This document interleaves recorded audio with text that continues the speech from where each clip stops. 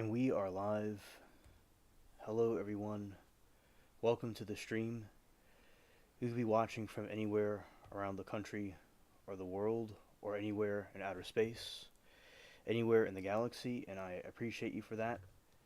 And we are going to be talking about a variety of different topics.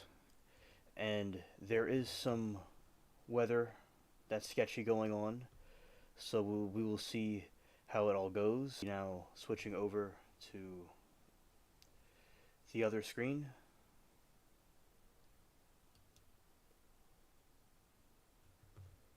Alright. Alright, hello. It's me, Alien Spaceship, and we will be talking about some of these different things like the wildfires and my thoughts on the Nosferatu movie and some stuff that's going on with that. So I start off by playing the game, and then we will, as people come in, we'll continue to go through the different pictures and articles and things. Alright. Alright, so now I'll be starting the game.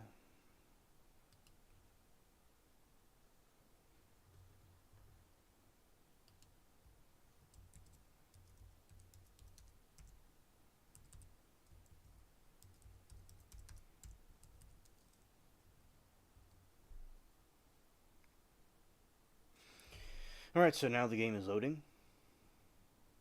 Okay.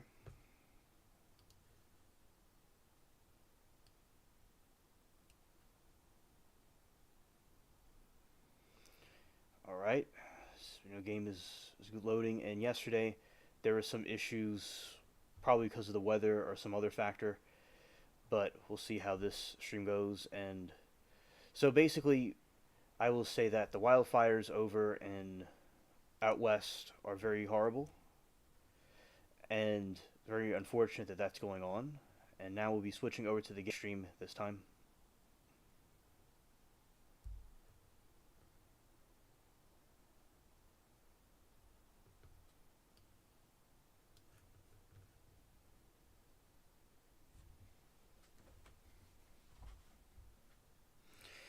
Hello, Amanda. Good to see you.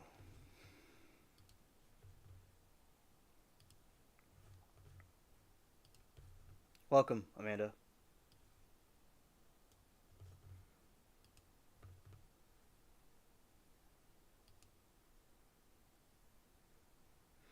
I hope that your day's going well, Amanda. Thank you for being here with us. And I hope that your Friday went well. I'm aware about the buffering. There's something going on. It started yesterday, so the stream may be rocky. And this hasn't happened in a very, very, very long time. But there's some issues with the stream, and I have to go look into it. It happened yesterday, but yesterday I had a caller. I had zero call into the show, and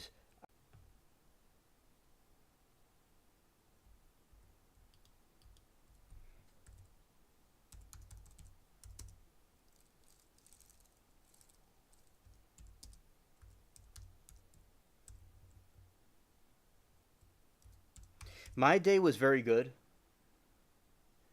Hello, Zero. Good to see you. My day was good. I saw some old friends after a long time. I was keeping up with the wildfires also, which was pretty disturbing. I saw some trials today. I'm going to type something in the chat for people that come in here. Okay.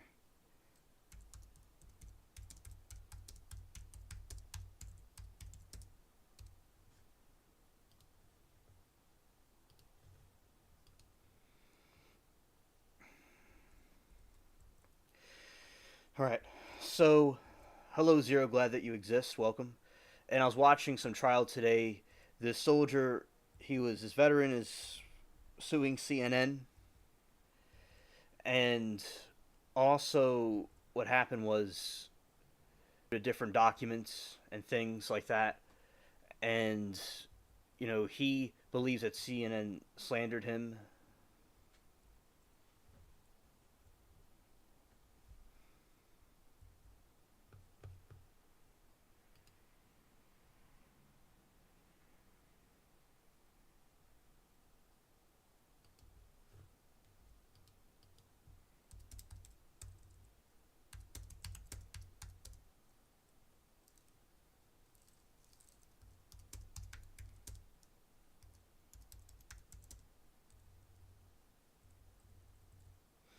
Yeah, I pinned the comment because the stream is going to be, it could be rocky. So when people come in here and if it buffers a little bit, people can know that there's an issue going on. As I said, it could be the provider again. It could be some of the weather we're having. It could be because the weather's pretty bad right now. And it could be something else that I'll have to check up on, but I'll eventually get it resolved. But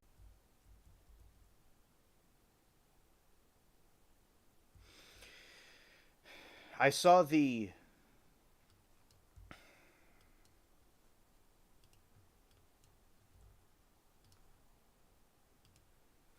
So I don't know if anybody heard me because it cut off for a second, but I saw the I saw the Nosferatu movie, and I thought it was very good. It was a little bit different than the original one, but it was still a good movie.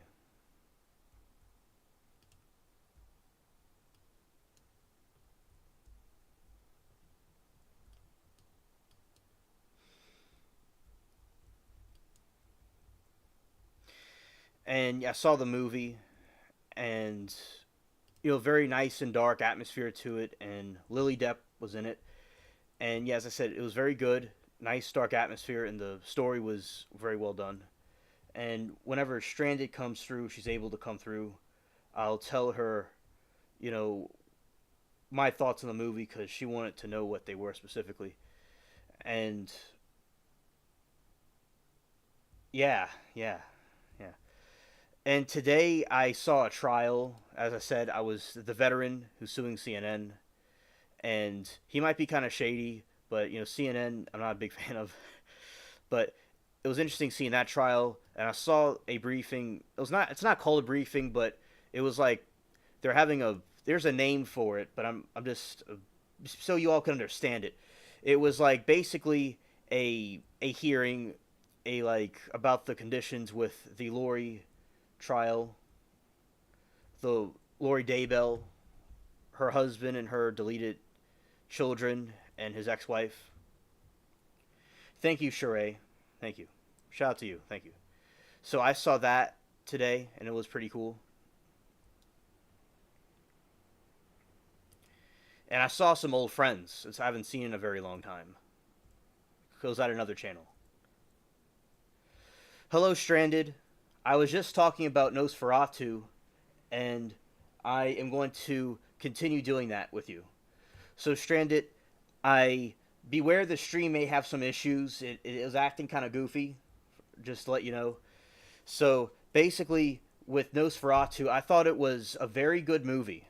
It might be, a different variation to the other movies. I'm not giving any spoilers, but it may be a little bit different than the other ones, but it was still a very good movie, especially for people that may not be completely familiar with the original ones. And very nice. It was very dark. I'm not saying just the darkness of the movie. It was very dark, like the filmography was very dark. You didn't get the notification. Well, it could have been because when I started it up, it had a problem. That may have been the reason. YouTube may have been goofing because I don't know, some problem with something was going on somewhere in there. That may have been a reason, but I don't know. It could be YouTube being goofy too. So, basically, exactly, Matt. The government is trying to censor me. Yeah, because I was talking about the wildfires, and there's some suspicions about them. Shout out to Bubbles. He's right here talking. Censoring info about aliens or by aliens. Yes. And also, Lily Depp did really good. The and the relations between Nosferatu, Count Orlok, and also I think that it's important with movies to get names right.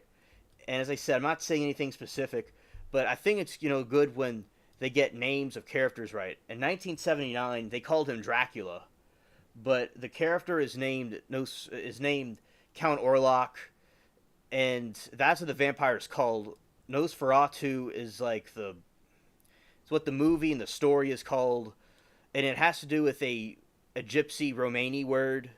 It's from their language, and the Nosferatu does not mean this, but it's similar to like a phantom.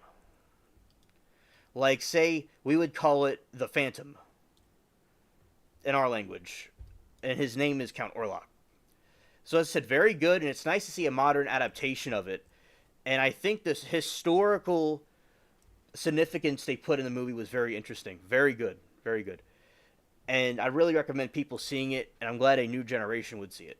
So I think that Nosferatu was it was supposed to be completely banned and destroyed, but some of the copies survived, and there's still parts of the movie that have not been found yet because they were destroyed because of copyright issues. And it was based on, Bram Stoker's book. So yeah, Stranded, you'll really like it when you see it on DVD, and I think that it's modern, so there's modern things in it, like say movies in the back in the day wouldn't have certain things they have now, so it might be a little bit more graphical and explicit than movies back in 100 years ago and movies in the 70s were. And I will say as I said, nice gothic imagery. So with the snow and all that, very nice imagery with the snow and all. And I will say though, in some of the scenes, like people were saying that the 70s version of the movie, the lighting was much, much better and it looked more HD looking. So there's different, the 70s version, the way they filmed it was, from some point of view, was a little bit more HD and brighter, but the movie is still extremely HD. The 2024 one is still very HD. Of course, it's very HD looking. And I think that it was an interesting take on it. Right. And according to Stranded, she is not 100 years old. And, I guess me with my alien brain, I have some different opinions. The original Nosferatu came out in 1922, and it was banned in a couple of countries. And because it was so graphic. And I think it was very good, in a sense, for the people with this version of it to be explicit, because it adds, like, the controversy of the movie is good because the original one was controversial for that time period.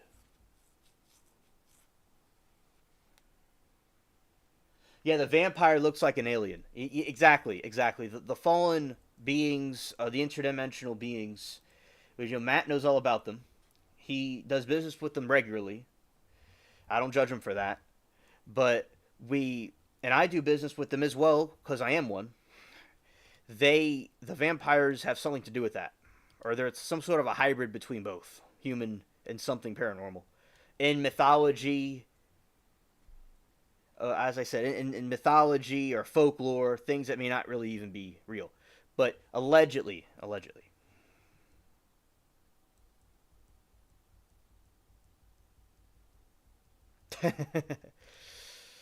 It's the co-pilot hazing night, but basically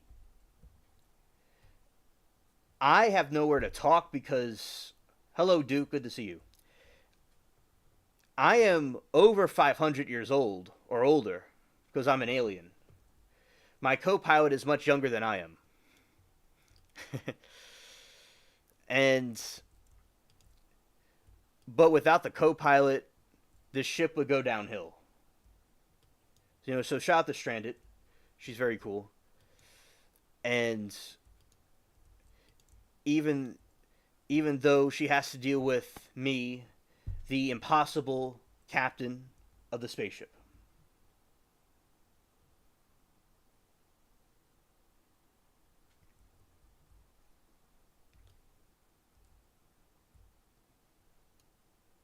Yeah. Hello, Duke. Good to see you. I'm glad you're here with us. And I will say, I think that it's always interesting and very fascinating when they get the plague.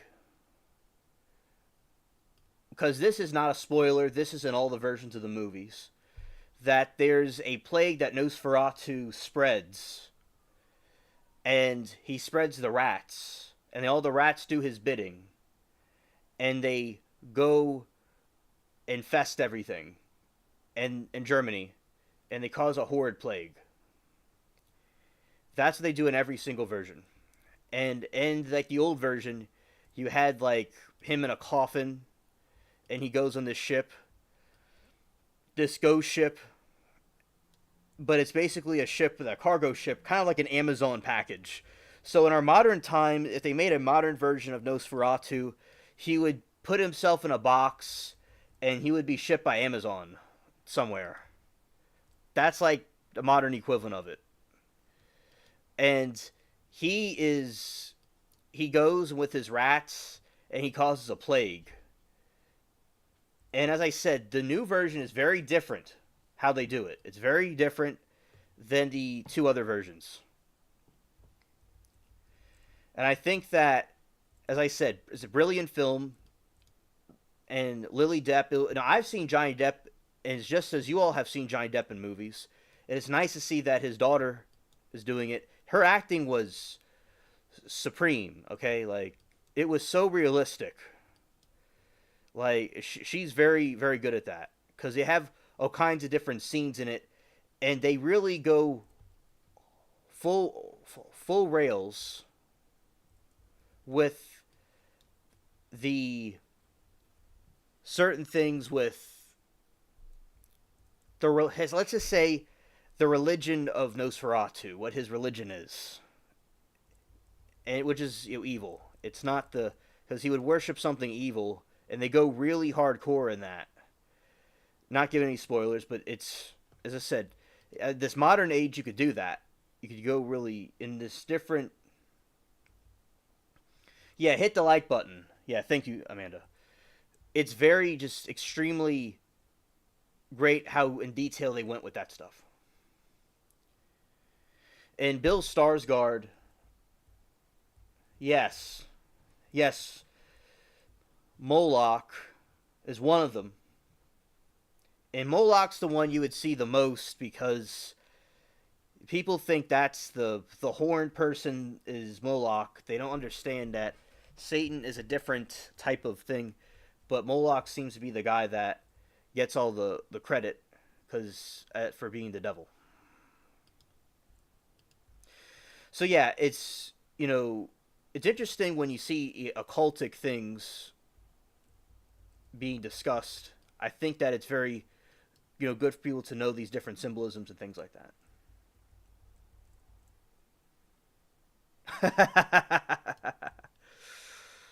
I know, right?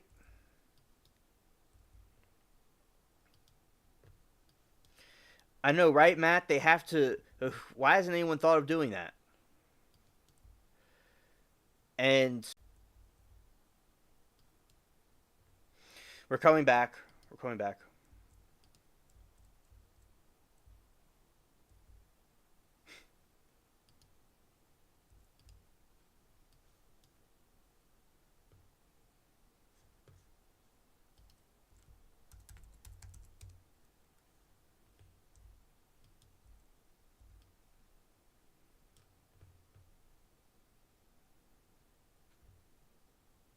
Yeah, it's the Riddler.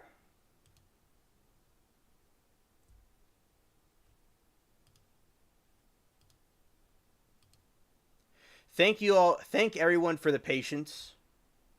I really appreciate the patience.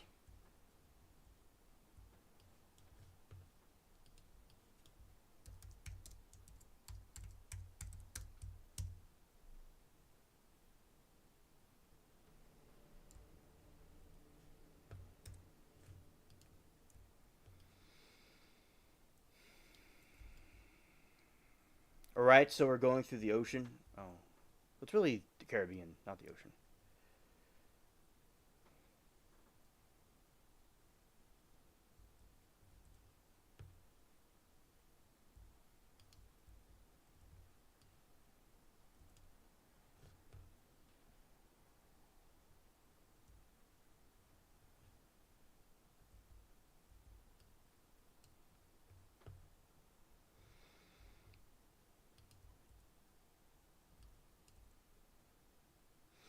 The weather is very stormy, by the way. It's very stormy.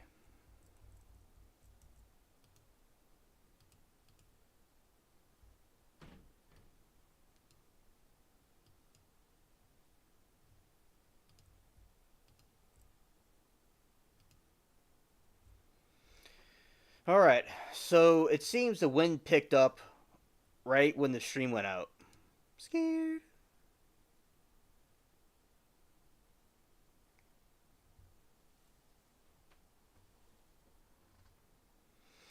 And yeah, so basically, the very, very funny chat. I agree with that. So yeah, movie, as I said, very good, especially for generations that are not as familiar with it. I think it's very good.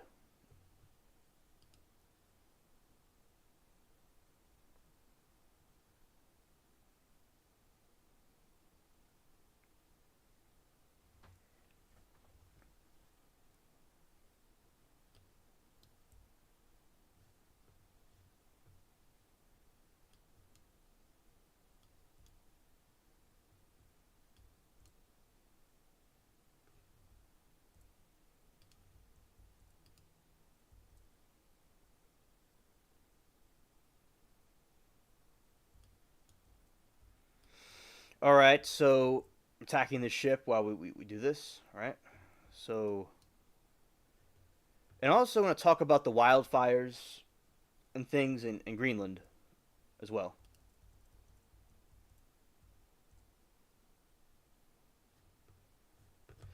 There have been so many vampire movies in his lifetime. He is of them all. Okay,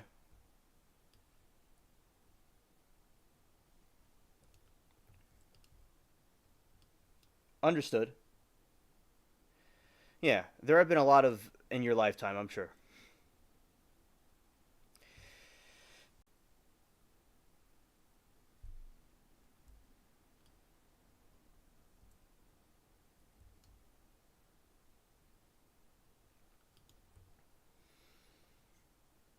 Hello, DJ. Good to see you. 2 to 4 inches is just dusting. I live in Chicago and it's 6 inches. Nobody pays attention. Supposed to get hit with another snowstorm this weekend, 2 to 4 inches. All right. Thank you, Stranded, for the information.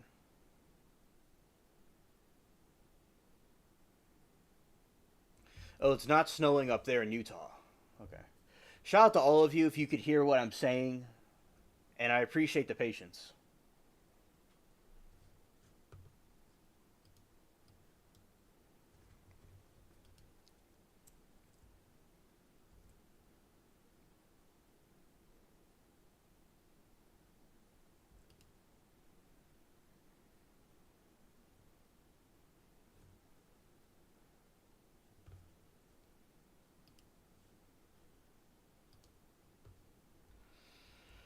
All right. I'm going to close the game and get into the other thing. All right. Thank you, Zero, for helping out.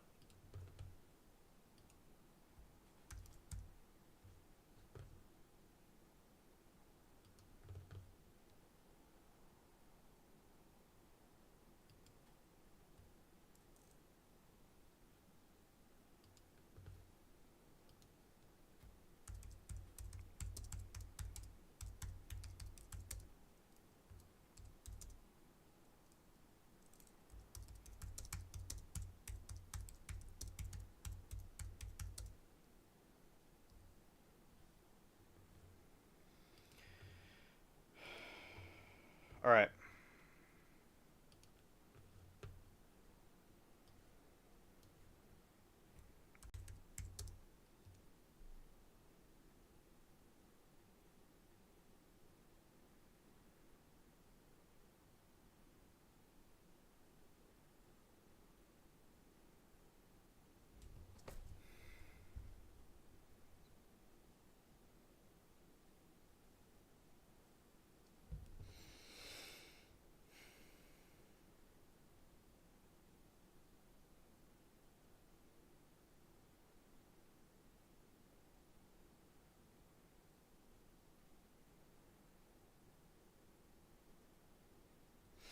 All right, shout out to the spaceship cats right here, and we'll talk about you know.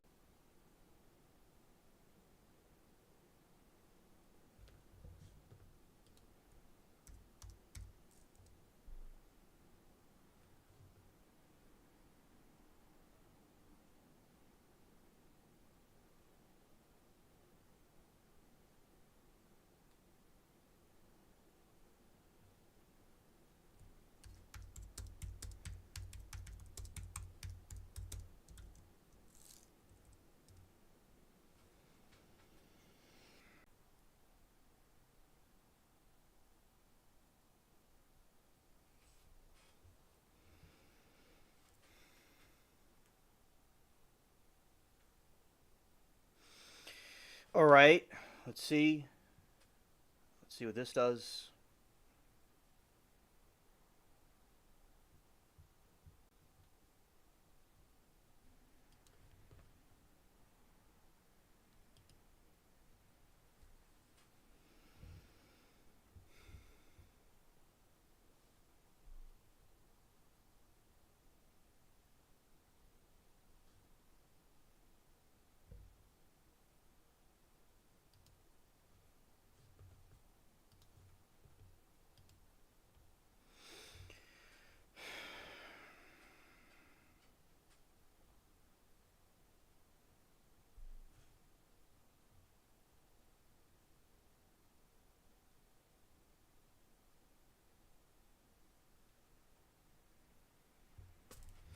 All right, I don't know if people could hear me or not, but I'll see what we could do. So basically, the wildfires that are going on in LA is causing a lot of problems, and many thousands and thousands of houses have been burnt down. California did a lot of neglect with their, taking care of their nature and the shrubs and stuff, and they didn't get rid of them, and that's what caused this because of human error and also nature. And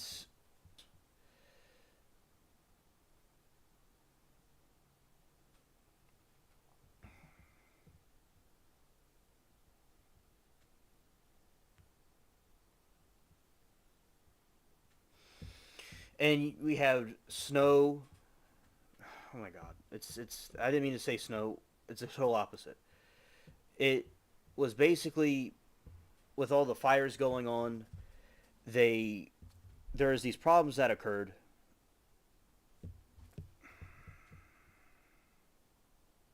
All right, I don't really know who could hear me or not, as I said. So anyway, I'll just keep continuing. So and they have it's hurt a lot of California in the south part of it. Some people think it could have been done on purpose by certain groups. There's allegedly somebody with a blowtorch and some propane tanks that were caught, allegedly. Also, there was an issue that occurred.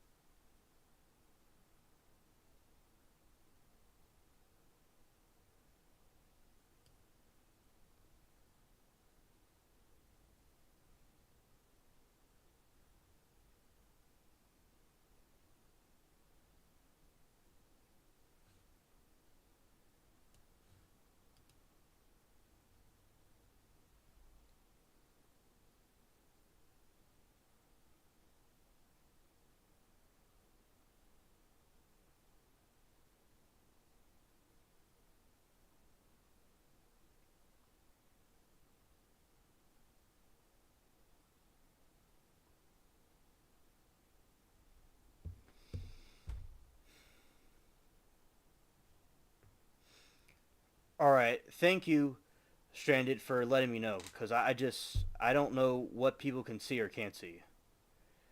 So basically, those are some theories about the LA fire that you have these situations where people may have been doing it on purpose allegedly, and also it could have just been a wildfire that got out of hand, and because of the neglect of the state of California maintaining their wildlife and maintaining the nature and the shrubs and the grasslands or the trees, whatever they have over there, it was basically them not manicuring it and not focusing on their own land. That's what caused this problem. It was also human neglect, similar to Hurricane Katrina. And also, you have all those forests in the mountains. Yeah, check the manifolds. I will. I will.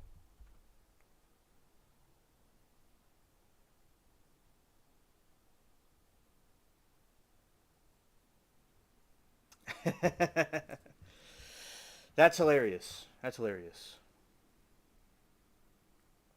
Hello, Joyce. Good to see you. We're having some connection issues, but I'm glad that you're able to tell us hello. So basically, with the fires that are going on, it so many have lost their homes, and I was seeing on a stream what was happening, how all these people were evacuating. There were elderly people, there were had to evacuate their houses, and people with masks on because of the smoke. People that lost everything, very similar to what Hurricane Katrina, very similar to that. And I think that it was a good thing to see so many people come together to donate and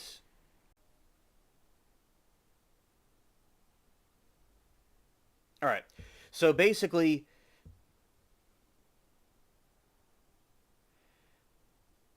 that is a Christmas tree behind me. It's a Christmas tree that's been there for a while, but the cat likes it, so we kept it there.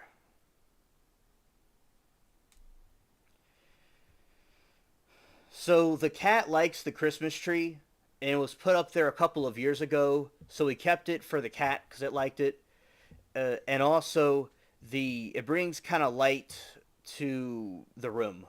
It's a good way to light up the room. So Joyce, we're having some technical issues because of the weather and some other factors maybe. But I'm glad that you're able to catch a stream with me on and be with us while we talk about these different things.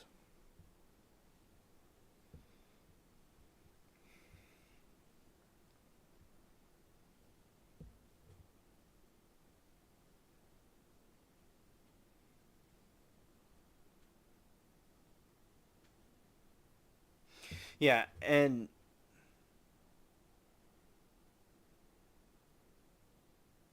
all right, Zero, understood.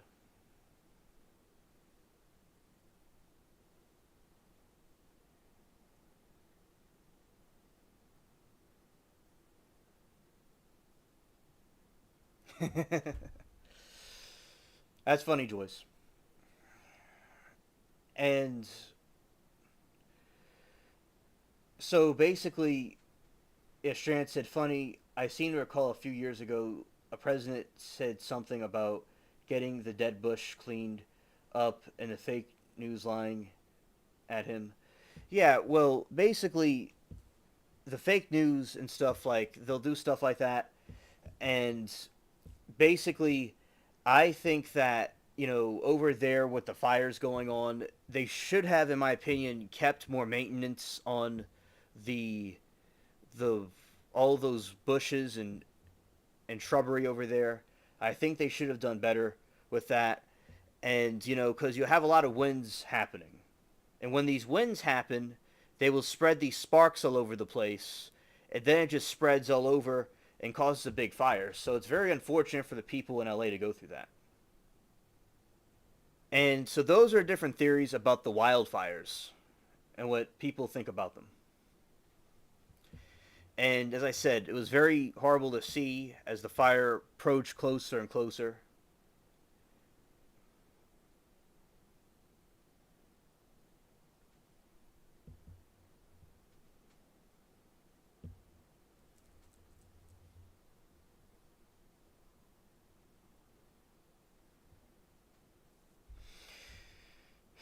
as it goes closer, and it, just completely destroyed houses, and it looked like a bomb went off.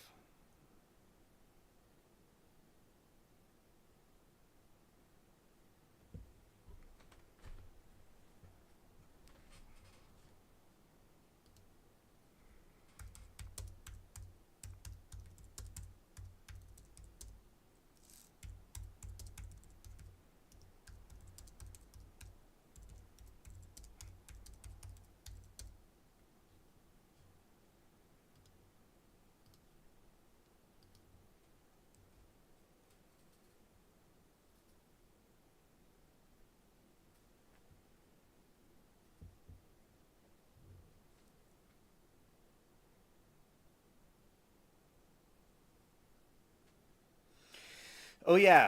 All right, should be coming back in. We're coming back in. Here we are. Here we are. All right, so basically, I will have this. I'm talking about Greenland also, but I had also was talking about these other things with the wildfires and whatnot while this was up.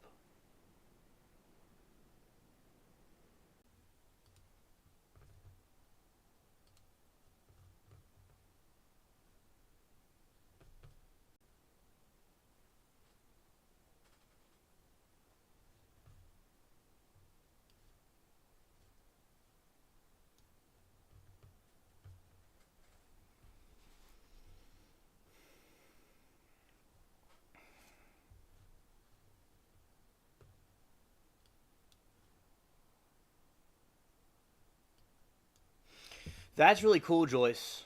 I'm glad that you're keeping up with it through YouTube. Many different streamers and people that are on the scene have done an amazing, excellent job with keeping up with that. And I'm very fascinated to hear about that, Joyce. She says, yes, there's a channel I watch that covers it on YouTube and the planes getting over the ocean. Oh, yeah, absolutely. Absolutely. And I'm glad that y'all are keeping up with that. And so basically, with, it's pretty much what we were saying about the fires. Hello, Danny. Good to see you.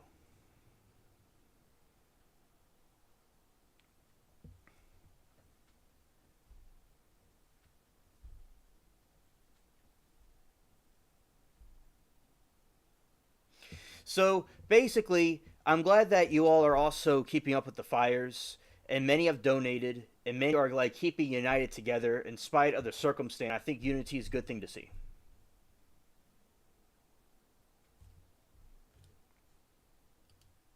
Fantastic, Joyce. I'm glad that you're also listening to that as well. That's very important because that's how you get the true information. I don't think that the media always covers every single thing, and I think they may be hiding some things too. Yes. Yes. The ship is going through an asteroid field.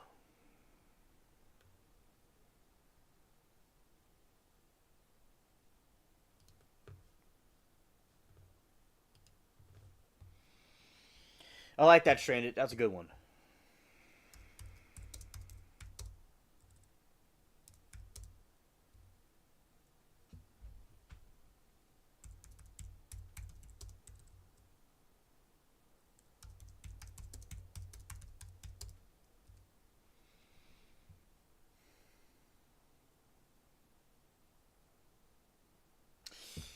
Oh, yes. Absolutely.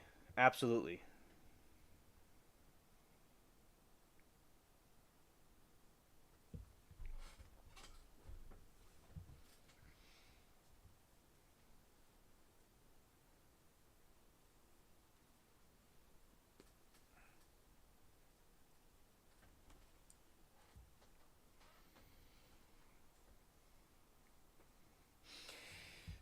Just watch out for scams. They are everywhere. People are trying to donate. Yeah, yeah. Beware of the scams.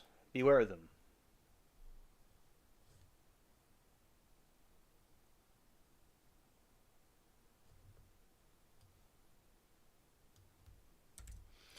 All right, and we're still going to talk about Greenland. I'm glad that we're talking about that. All right.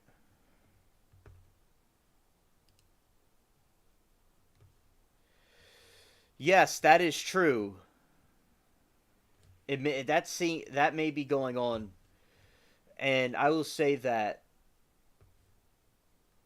it ran in 13, Matt. It ran in 13. That's what it did.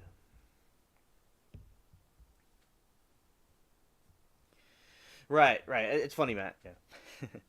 Yeah, so okay, so that is basically the situation with the fires, pretty much summed up. And people's homes is going out of it's just the all over the place. So there is human error that could have prevented it. There's human error that could have prevented it because they didn't do maintenance. There's arson and other things going on. Arson and other things that are going on. So that is basically a to sum up exactly what was going on with that event with the fires, and we're still keeping up on it.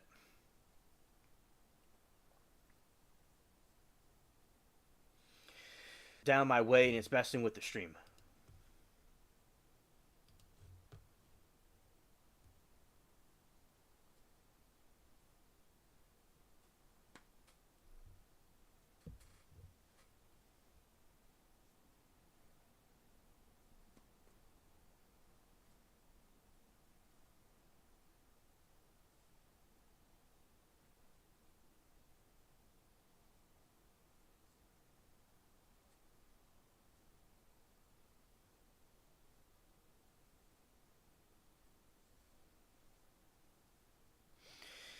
All right, so basically,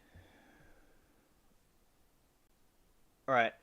Now, also, so we have the whole thing. It just I see the thing and it goes out, and so when I talk, people can't see what I'm saying.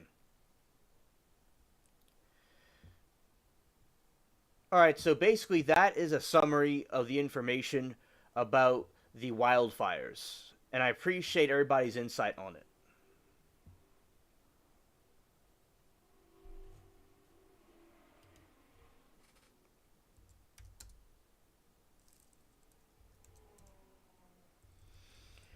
Yeah, so that's like basically with the wildfires, the information that I was talking about with it.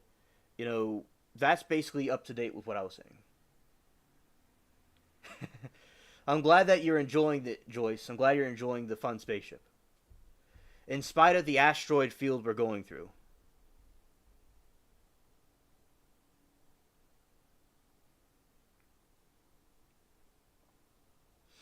That does have to do with this, Stranded, because that's to do with natural disasters. Unrelated, did you hear about the Amish going to North Carolina around 90 tiny houses in 48 hours? They built 90 tiny houses in 48 hours for the people displaced by the hurricanes. North Carolina government told them to stop, but the Amish said the middle finger. That I didn't know about that, Stranded. Thank you for letting us know.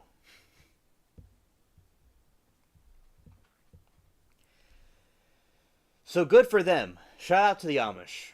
That's good. And Joyce, I'm glad that in spite of the asteroid belt we're going through, you enjoy this journey anyway on the spaceship. I saw some of the trials today, and it's the CNN case. That's very interesting to see. And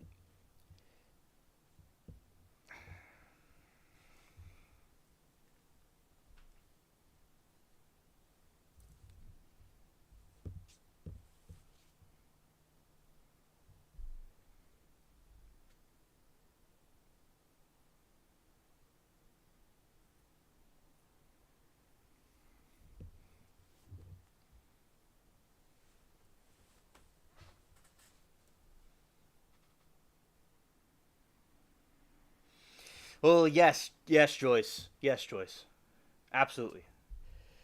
And Eugene said California wildfire season typically starts in June and continues through October. Yeah, that is interesting. An interesting point. I'm glad that you brought that up because it's like, why is it happening now? It shouldn't be going on right now. It's like, It's out of season. Yeah, exactly.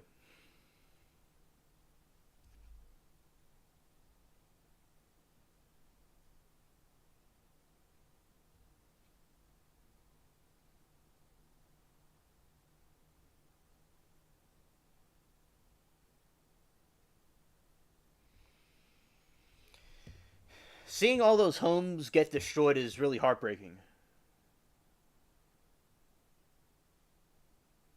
Oh, you'll watch it when it starts Monday. Understood. Understood.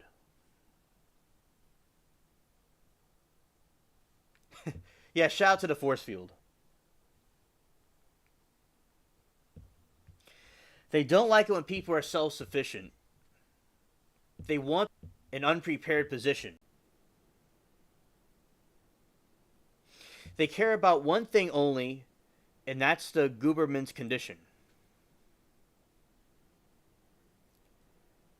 They don't like when people have accurate precision. Yeah, and there's a lot of division going on, and they want to keep people divided and not being united together, and I feel these disasters help unite people together. So, I think that with these situations that are happening, it's good that the Amish and other people are coming together to help people in hurricane zones. In my opinion, I think that the wildfires are similar to like a hurricane. That's what they're telling me out west, my friends over there. They're saying that it's similar to like a hurricane for them. And when these type of winds happen, you see, when the winds happen like this, it blows over and the fires start and it just spreads all over the place.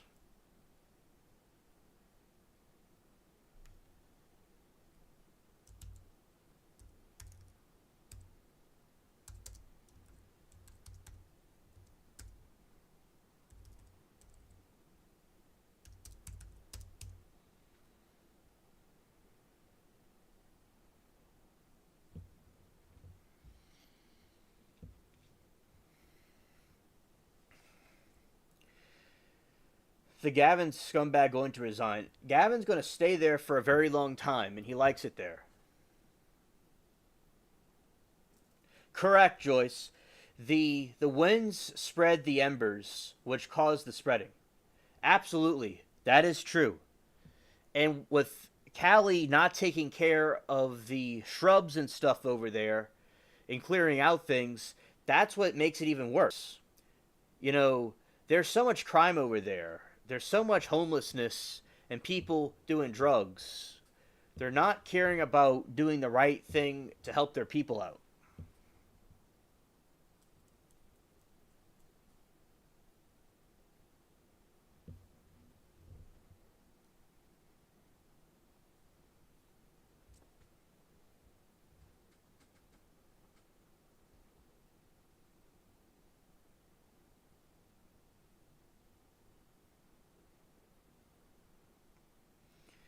Strand said, Danny, true. When the people are dependent on them, they can control us.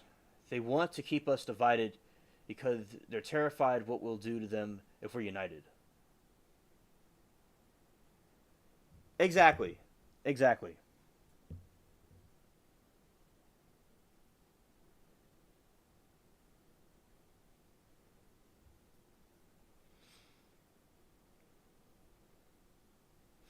Because unity is strength. And they want us all divided because, they want everybody being like Zero and I were talking about during his call. They want us all to be docile and obedient, and they don't want people to rise up. That's partially why with their phones, people on their phones or on social media, they're being desensitized and not seeing the real picture. Well, that is because Gavin is a 17% they took away from the fire department. Exactly. That is something else that I didn't mention, and I'm glad that you caught on that. So basically, they took away parts of the fire department, as Stranded was telling me before, and I knew about that from my friends over in the West and around that area, that they took away parts of the fire department, so they lack fire department people, the firemen, And when you lack firemen, you don't have fires being put out sufficiently. Also, there's issues with water. They're having a lack of water too. So there's a whole domino effect of problems going on in that area that is absolutely absurd and cringe. So thank you, Joyce, for bringing that up. Also, as well.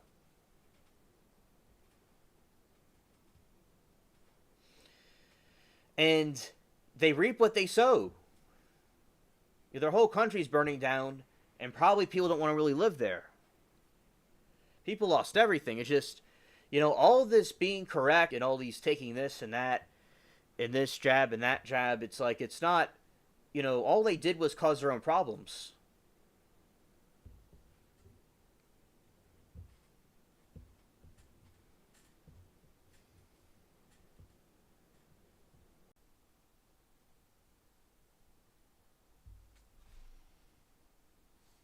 Joyce said now they're getting grants so they don't have to pay for anything else for 180 days. It's ridiculous. And don't forget, didn't earn it personal. I highly doubt they were properly trained. Exactly. Exactly.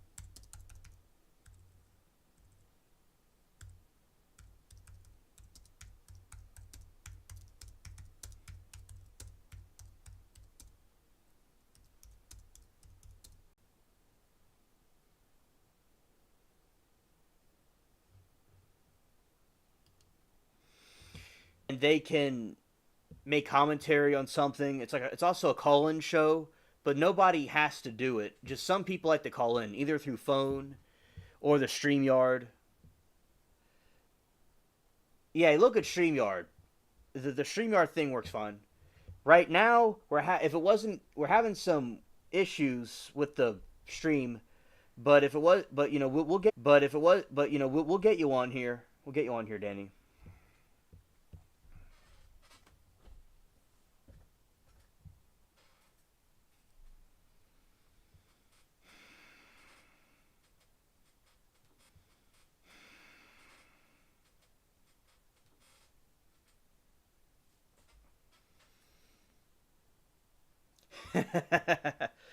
Ivan calling in. That would be hilarious to have Ivan call in.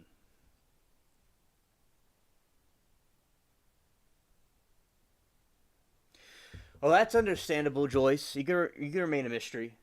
Scared. Scared.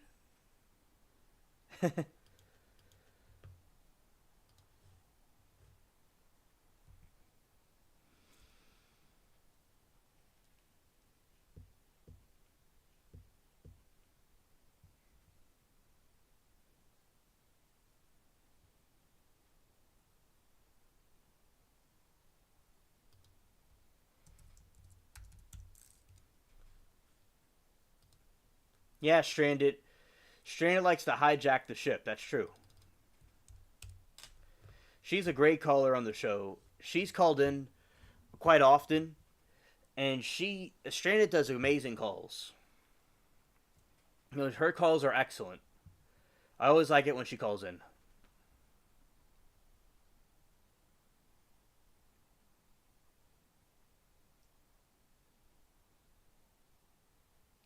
Yes, certainly. If I was able to get Ivan on the show, I certainly would have him on the show, and y'all could debate each other. Definitely.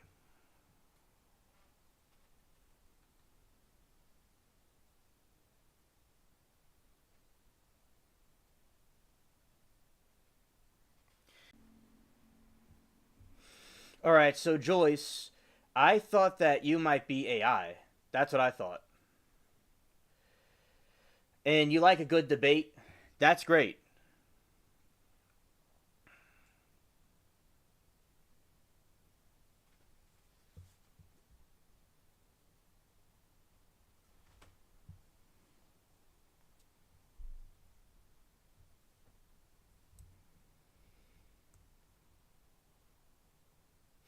StreamYard's free.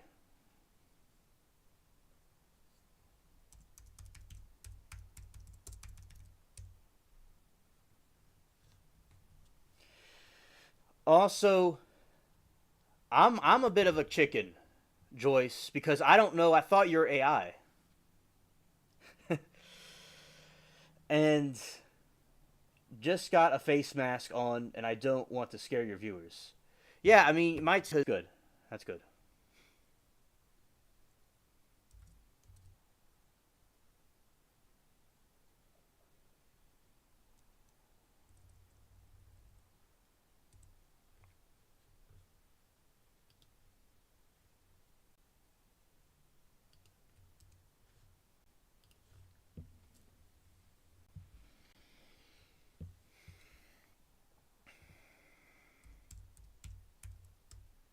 Yeah, and also, Joyce, you could always, if you wanted to ever call in the future, you could always do the. I mean, none of your personal information would be given out or anything. You would call in if you wanted to, and with Streamyard, you don't have to show your face. You could just do audio. You don't have to do a video call. It would just be like an audio. You could turn the camera off or call in through the show through a phone, so no one would see your face. And so basically, you know, I'm relieved that it's not AI because the AI is after me, as you could see with the stream. All right, Eugene, thank you for staying around.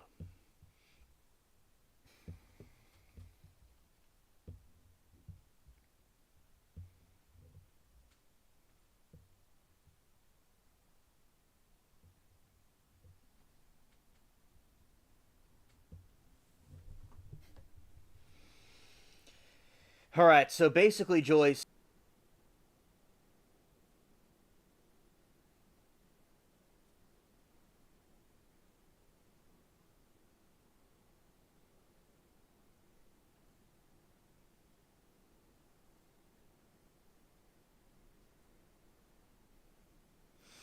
Yeah, Joyce, you don't need to blind me or Danny.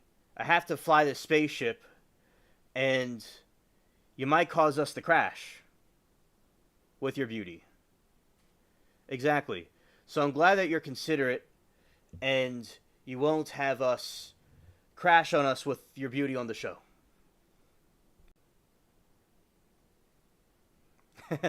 Thank you, Joyce.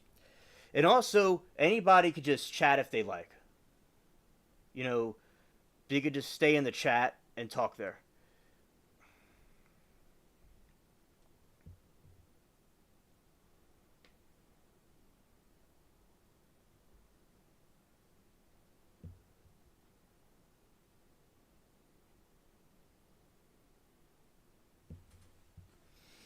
Exactly. We need zero to adjust that for sure. The weather is very windy and rainy. That's what's going on. The whole day it's been doing that.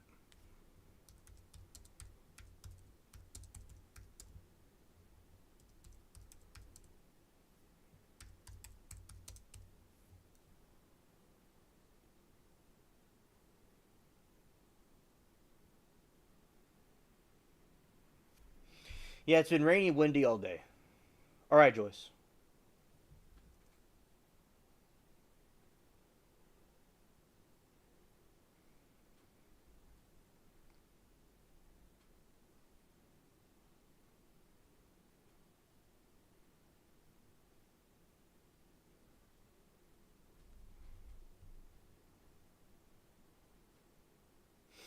Oh, it might snow again where you are. Ah, okay.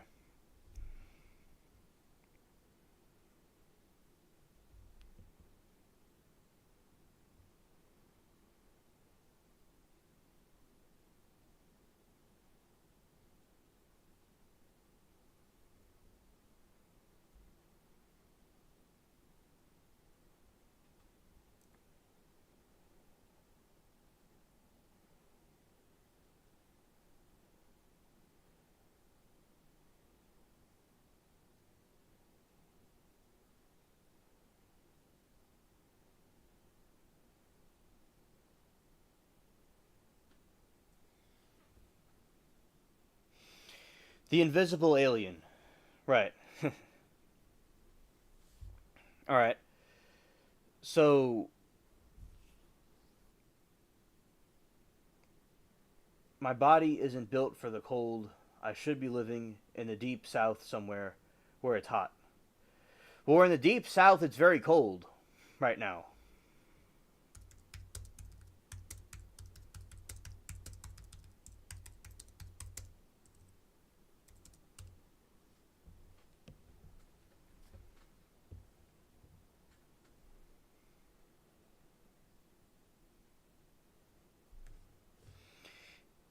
Well, Chirae is exposing me instead. I'm abducting myself.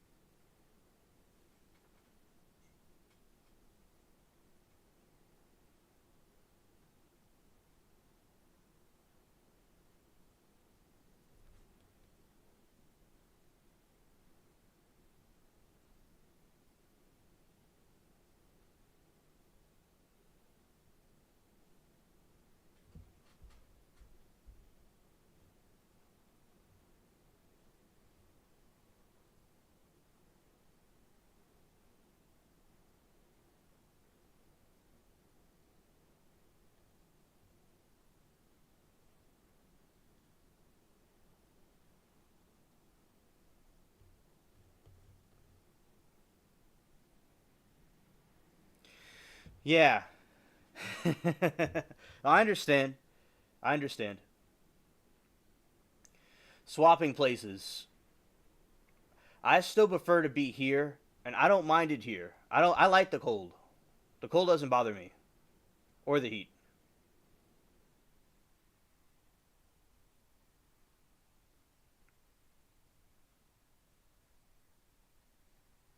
All right.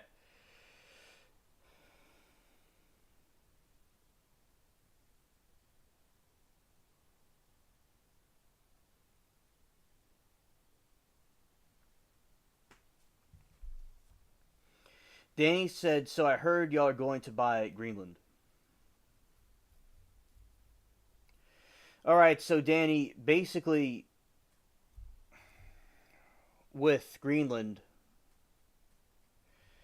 you were going to buy Greenland allegedly at some man wants it because it could be a good defense and it could be a way we could do trade.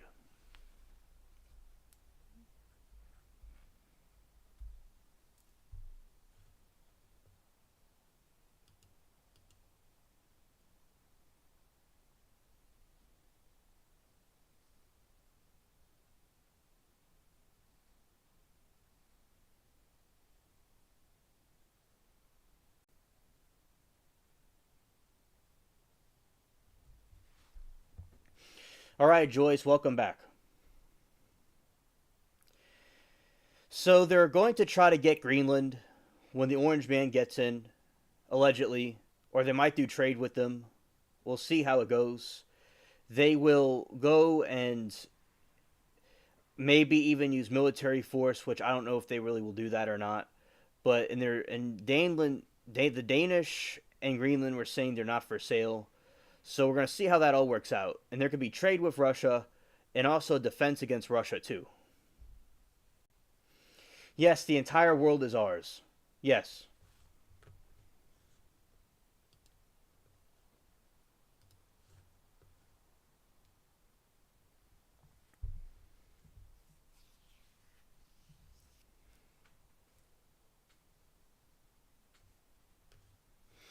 Yes, I said the Orange Man.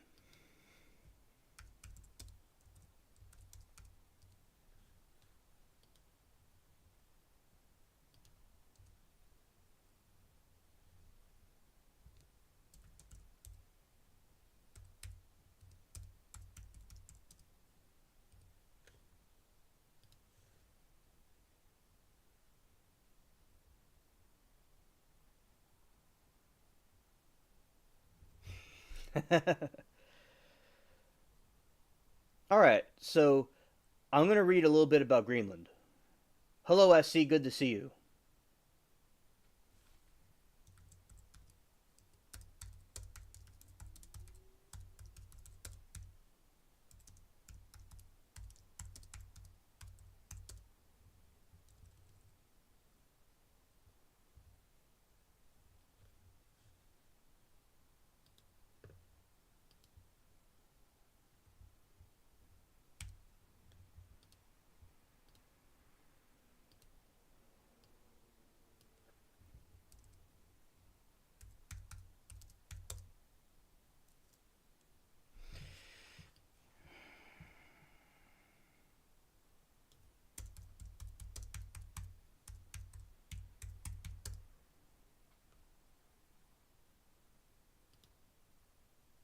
Yes, I did.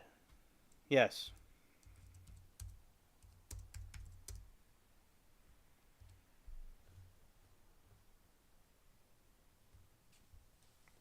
Faroe Islands. The citizens of both territories are full citizens of Denmark, as Greenland is one of the overseas countries and territories of the European Union.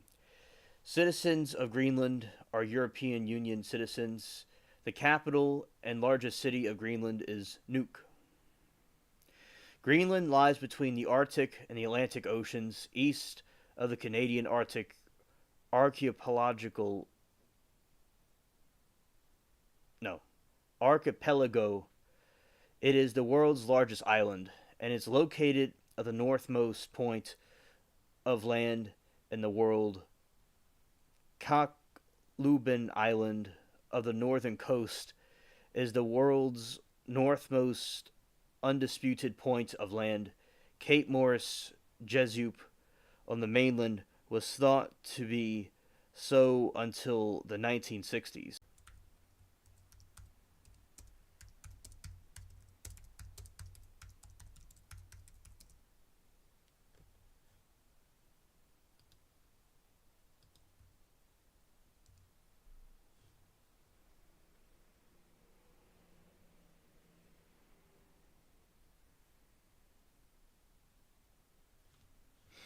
All right, this is the yes, it's next to Canada.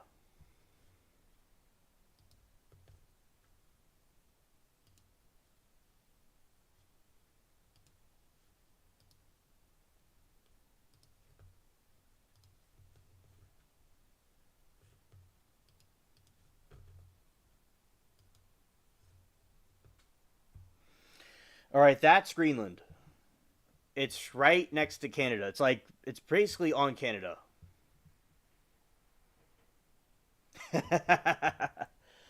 LOL, Joyce. Oh well.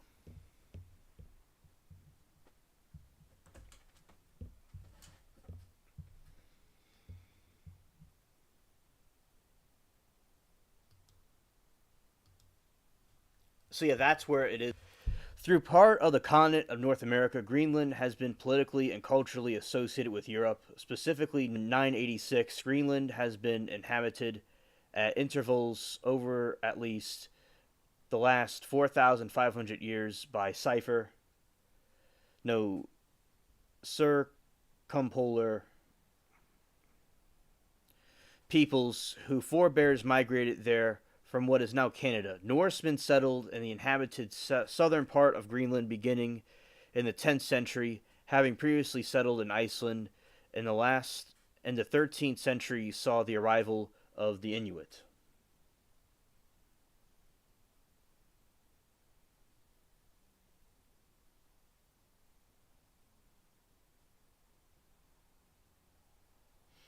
Yeah, it's basically right above you. Yeah.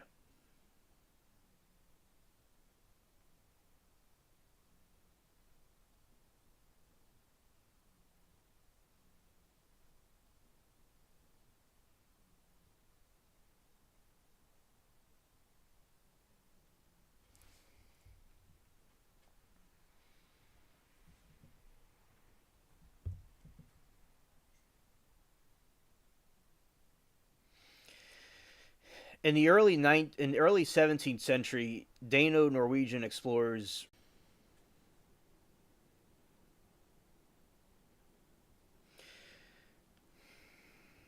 The Constitution of Denmark, which made the people in Greenland citizens of Denmark, in 1979, Greenlandic Home Rule referendum, Denmark granted home rule to Greenland.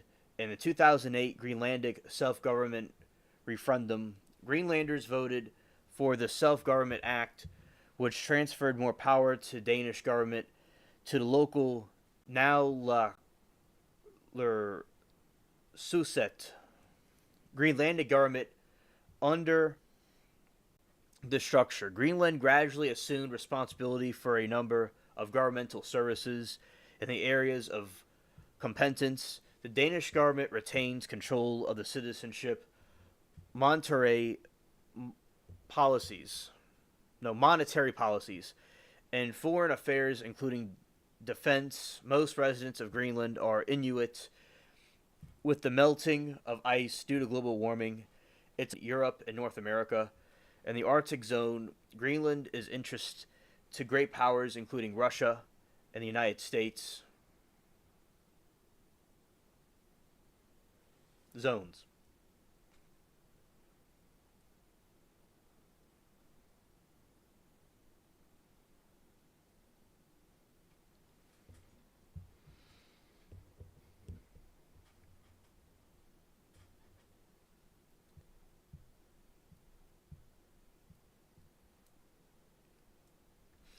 Well, that's cool. I like fireplaces and candles. That's really cool. And you're right, Joyce. It's where Santa Claus is. Right. It's right around that area.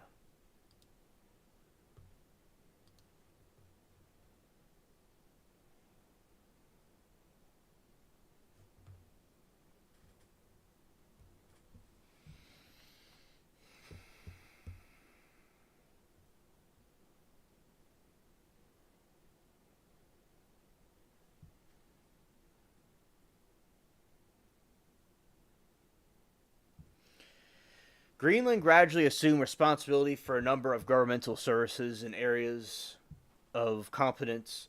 Europe, North America, and the Arctic zone. Greenland is of great interest to powers including Russia, the United States, and with the U.S. having military base on the island of the region and 60% of its electricity.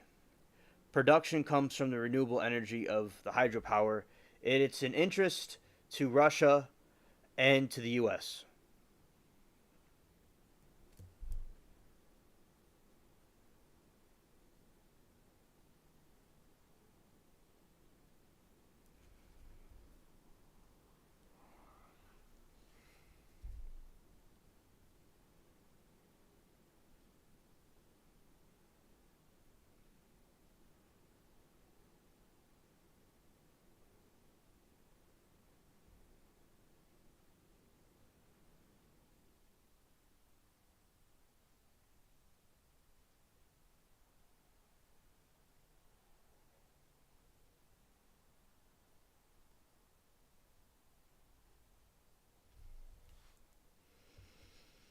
Fairy lights in a mason jar also works for light.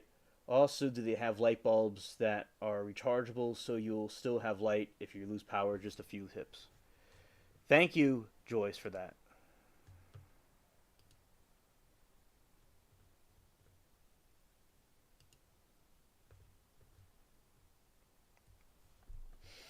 The early Norse settlers named the island Greenland in the Icelandic sagas. The Norwegian Eric the Red was exiled from Iceland with his father, Thorvald, and had committed manslaughter with his extended family and his thralls, slaves, and serfs. He set out in the ships to explore the icy land known to lie the northwest. After finding a habitable area and settling there, he named Greenland, translated as Greenland, supposedly in the hope that the pleasant name would attract settlers. The saga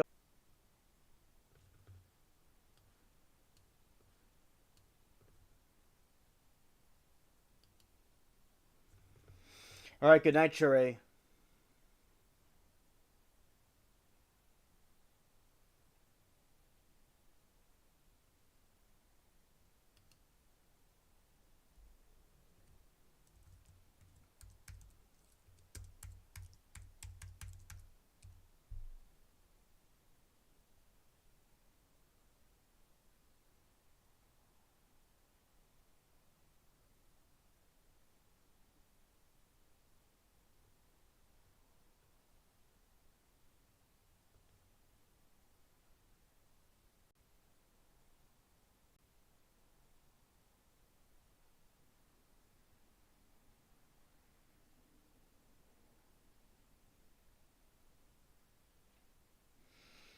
250,000 B.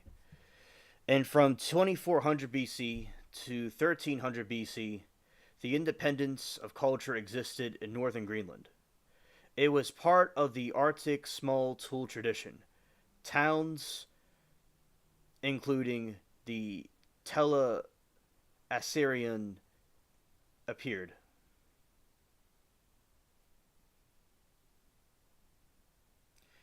With all the buffering, the house will be sparking. Will be sparkling. Well, that's the bright side about it. Existed in the northern Greenland. It was part of the Arctic small tool tradition. Towns, including that, appeared in 800 BC. The Saquak culture disappeared. By the early Doris culture emerged in western Greenland, and the Independence culture of the Independence 2 culture in northern Greenland. The Doris culture was the first culture to extend throughout the Greenlandic coastal areas in the west and east. Hello, Alan. Good to see you. In the west and the east, it lasted until the onset of the Thule culture in AD in 1500. The people of the Doris culture lived mainly by the hunting of the whales and reindeer. Shout out to Alan, very cool people. All right. From 986, the west coast settled by the Icelandic Norwegians through through a contingent of 14 boats led by Eric the Red. They formed three settlements: the eastern settlement, and the western settlement, and the middle settlement. On fjords near the southwestern tip of the island, they shared the island with the late Doris culture inhabitants who occupied the northern and western parts, and later those Thule culture who entered from the north. The Norse submitted to Norwegian rule in 1261 under the Kingdom of Norway.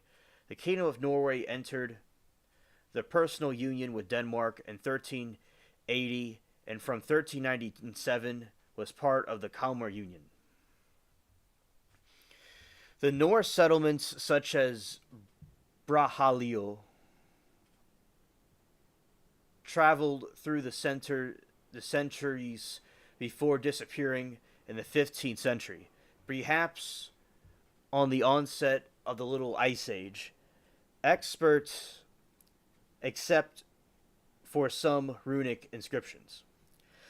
The only contemporary records of the historiography that survived the Norse settlements are their contract with Iceland or Norway.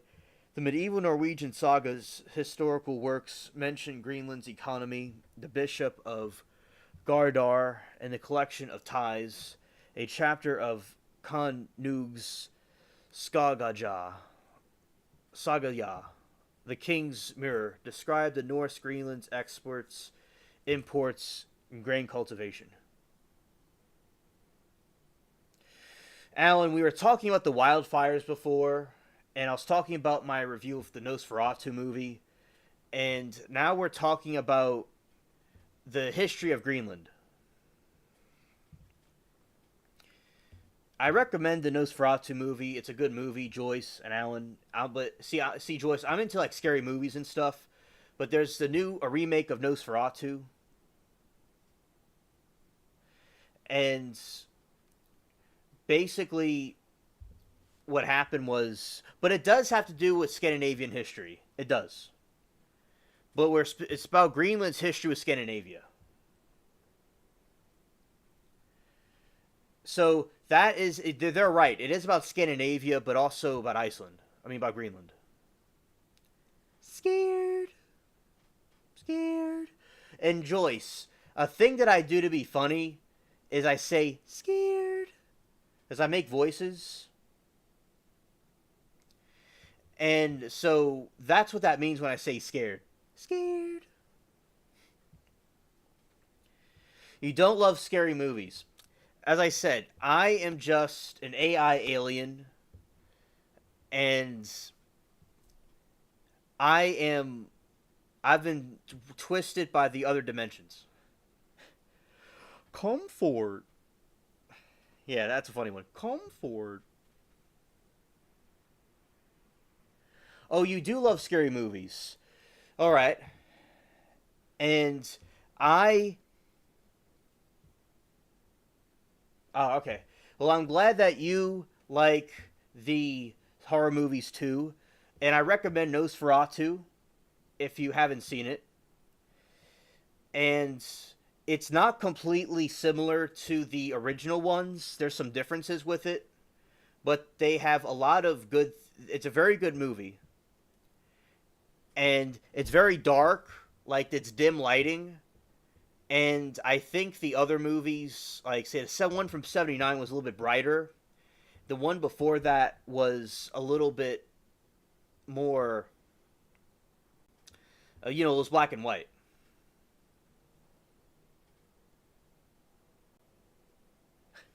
Well, understood, Joyce.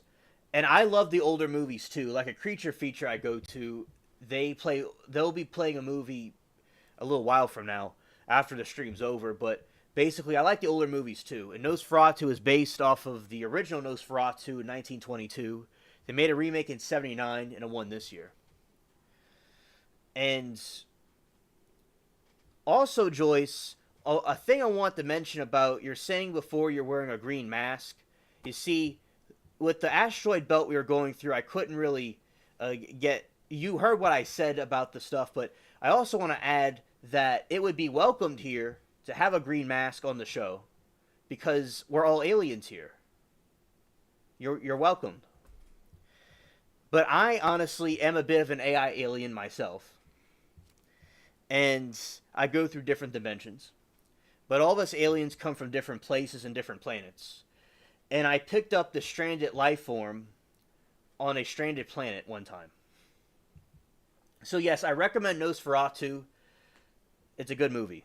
But it's the new movie that just came out. It's a little bit graphic and explicit, but the other movies weren't like that. But a good thing about it is, in this time period, it's controversial just like the one in the past was.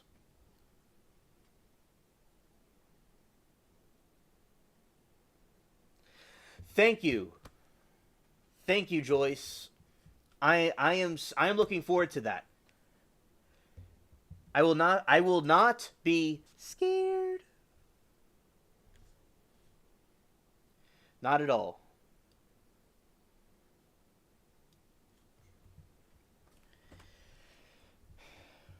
And it's out in theaters now, the Nosferatu movie. It's out now. All right, Alan. And you're welcome. And also with... Yes. Boo-ha-ha-ha-ha. Yeah, Stranded is glad, and she was overjoyed and so happy that I abducted her. It was a pleasure and an honor to do that. And also all of you that I took from multiple live streams all over YouTube and put you all in one place. It was a pleasure.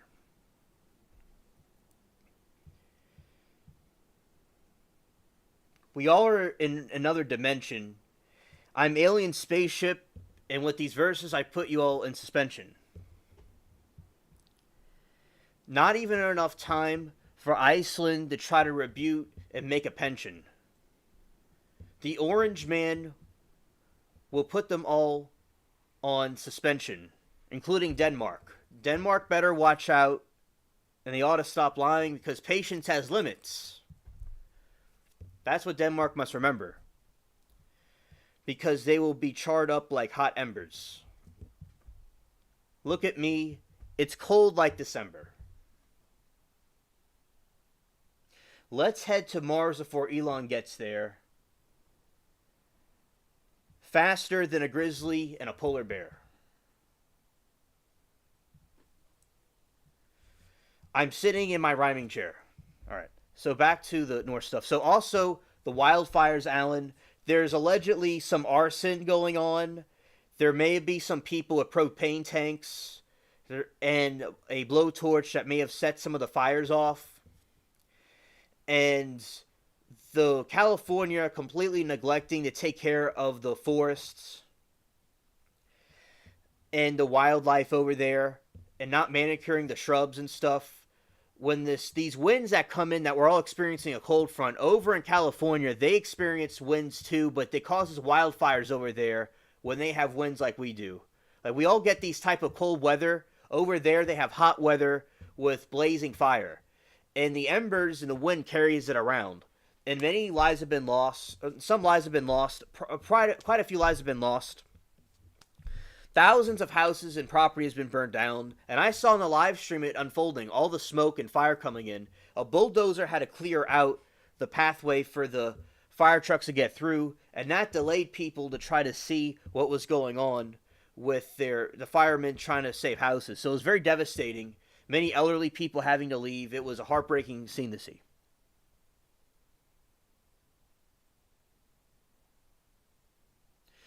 Oh, I know.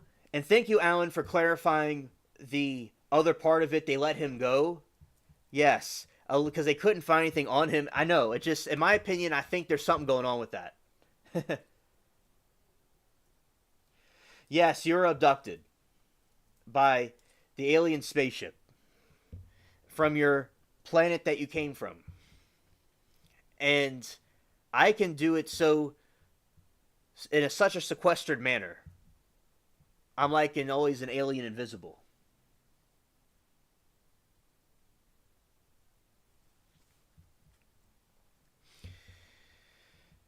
Exactly. Exactly. There will be no evidence to put on him.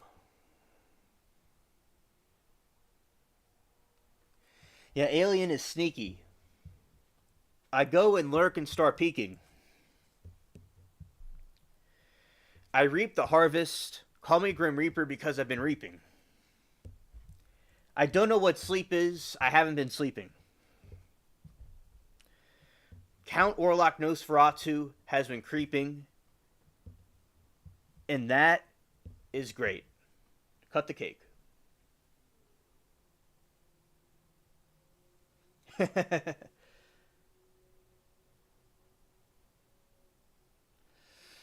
Joyce, if you quit your job too soon, they might catch on to it.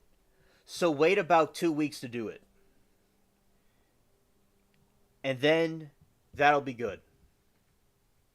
In my opinion.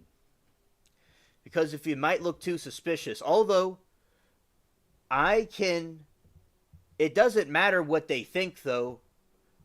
It's not even for your own good because it doesn't matter who comes against you because the spaceship has you covered.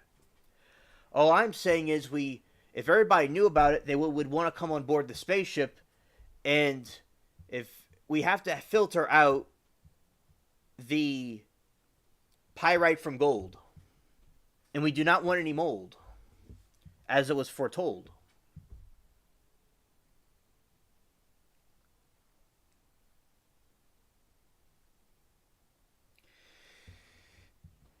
I understand, Alan. I understand. I think that California has some problems. And, Alan, I think if someone has a blowtorch when a fire's going on, in my opinion, that could be enough evidence to at least prosecute them, okay? You'll have somebody that'll come through and defend them. But no, I think Joyce and Alan, it was completely ridiculous what they did. Completely ridiculous. They should have been caught.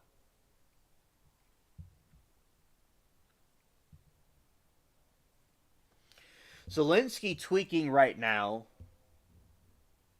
He's doing that with Joe Biden, his pal. They were both double dating a dude named Sal and eating some chow. All right. When isn't he?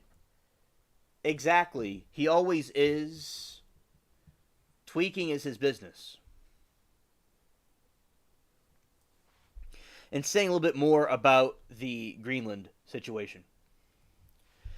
Icelandic saga accounts of the life in Greenland were composed in the 13th century and later and are not primary sources of the history of the early Norse Greenland. Those accounts are closer to primary for more contemporaneous accounts of the late Norse Greenland. Modern understanding, therefore, mostly depends on the physical data from archaeological sites. Interpretation of ice core and clamshell data suggests between AD 800 and 1300 regions around the fjords of southern Greenland had relatively mild climate, several degrees Celsius warmer than usual.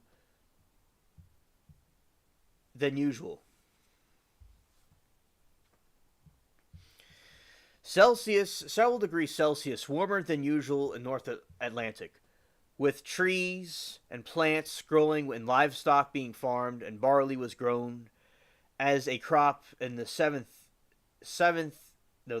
parallel. I'll tell you right now how many people live in Greenland.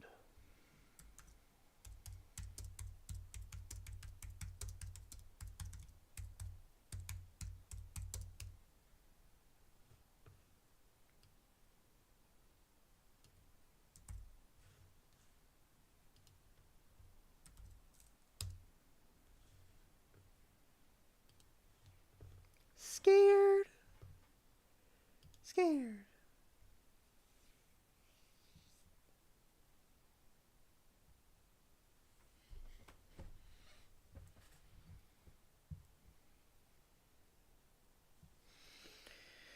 The ice cores showed that Greenland has had dramatic temperature shifts many times in the past 100,000 years. Similarly, Icelandic Book of Settlements recorded famines during the winters in which the old helpless were killed and thrown over cliffs. Scared. More people than just in Stranded City. These Norse settlements vanished during the 14th and early 15th century. The demise of Western settlements coincides with a decrease in summer and winter temperatures. A study of North Atlantic seasonal temperature variability during the Little Ice Age showed a significant decrease in maximum summer temperatures beginning about the turn of the 14th century, as much as the 6th to 8th century, lower than the modern summer temperatures. The study also found that the lowest winter temperatures of the last 2,000 years occurred in the late 14th century and the early 15th century. An eastern settlement was probably abandoned in the mid 15th century. This is a cold period. Hello, Rugops. Welcome. Welcome. I'm glad you're able to make it. Talking stargazing, mind expanding, alien contracting.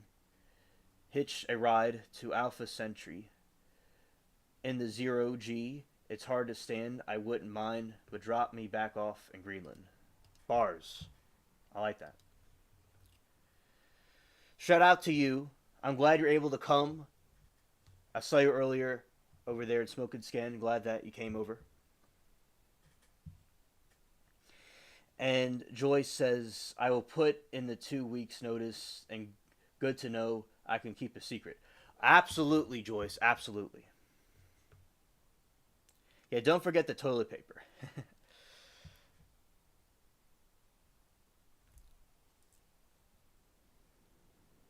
The population increased.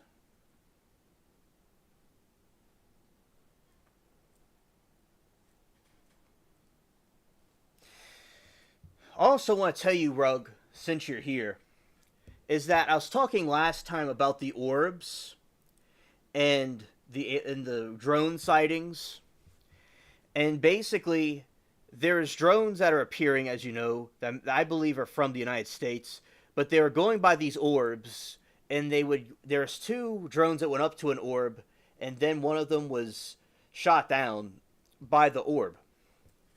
So the drones are monitoring what the orbs are doing. So, and orbs have appeared for thousands of years, and in medieval Europe, there's depictions of the orbs. So I do think that, you know, although they may have been looking for some nuclear thing that was missing, I do, you know, also they're monitoring the orb activity, which I've seen orbs before, and Stranded has seen them too. She's called in the show and talked about it. So that is something we are talking about last time that was very interesting. And, you know, to give you an update about the alien thing that I was talking about from, you know, a little before, it's so fascinating. And the medieval people in Germany were depicting the same thing we see today.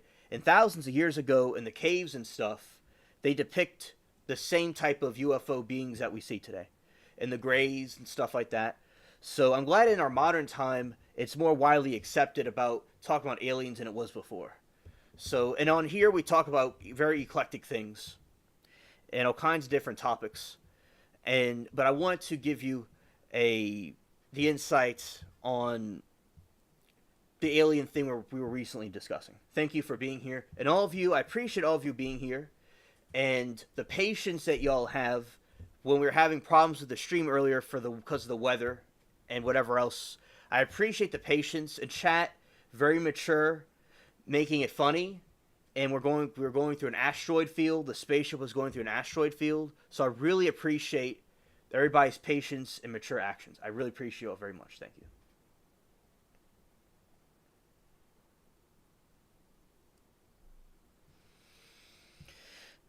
These Norse settlements vanished during the 14th and early 15th century. The demise of the Western settlement coincides with the decrease in summer and winter temperatures. A study of the North Atlantic seasonal temperature variability during the Little Ice Age showed a significant decrease in the maximum summer temperatures beginning in about the turn of the 14th as much as the 6th to 8th century. The 11th and 14th Fahrenheit lower than modern summer temperatures. The study also found that the lowest temperature of the last 2,000 years occurred in the 14th century and early 15th century. The eastern settlement was probably abandoned in the early and mid 15th century during this cold period. Yeah, margaritas and a pool. Absolutely, Joyce, absolutely. It will have a spaceship party. All right, these are some this is over on the side, some images of Iceland. And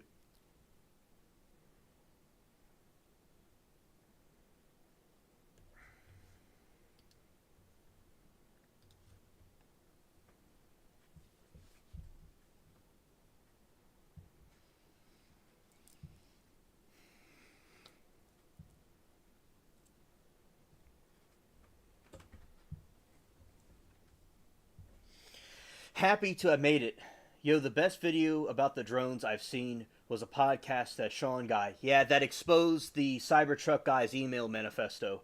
He did an episode with the head of the Palatine Defense. Thank you so much. I'll check it out. Thank you. Shout out to you. They build DWs and lasers. Okay. Thank you. Thank you. Always remember, it's better to laugh than it is to be mad. At least that what I tell myself. Oh, well. Absolutely, Joyce. Absolutely.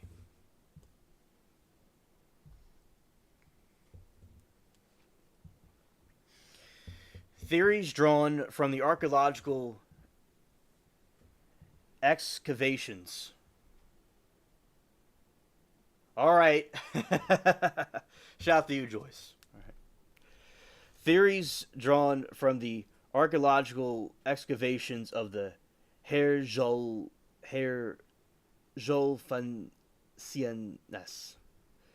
in the 1920s suggest that the condition of the human bones from this period indicates that the Norse population was malnourished, possibly because of the soil erosion resulting from the Norsemen's destruction of natural vegetation in the course of farming turf and cutting and wood cutting. Malnutrition may also have resulted from widespread deaths from pandemic, plagues, and the decline of temperatures during the Little Ice Age and armed conflicts with the Norse word for Rentios. Scarelings. Recent archaeological studies somewhat challenge the general assumption that the Norse colonization had dramatic negative environmental effects on vegetation. Oh, my stock is running low right now.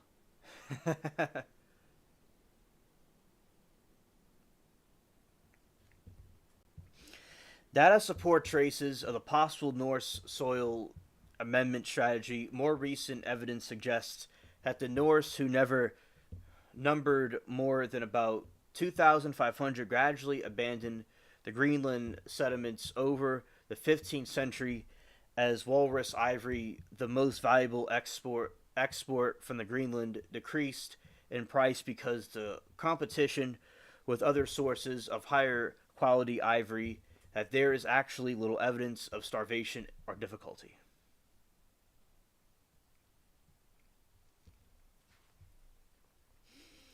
Other explanations of the disappearance of the Norse settlements have been proposed. Lack of support from homeland, shipborne such as Basque, rather than starlings, have plundered and displaced the Greenlanders. They were victims of hidebound thinking and of the hierarchical society dominated by the church and the biggest land owners and their reluctance to see themselves as anything but Europeans. The Greenlanders failed to adapt the kind apparel that the Inuit employed as protection against the cold and damp, to borrow any Inuit hunting gear. All right, let's see what else he says.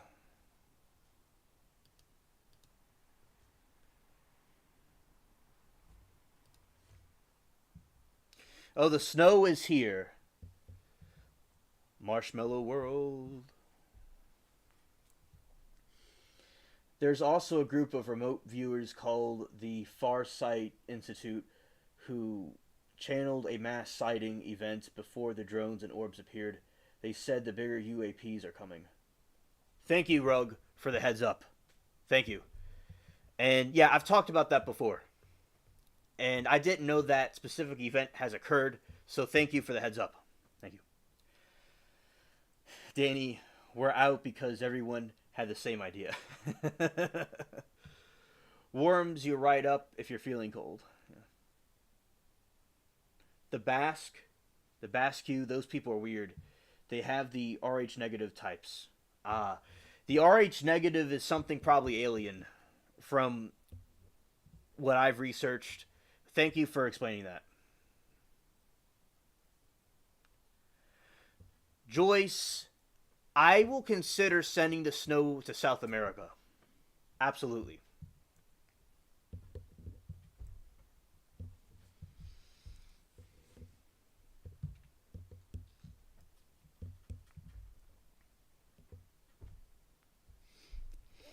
The portion of Greenlander population willing to adopt Inuit was means of intermarried with the assimilated into Inuit community.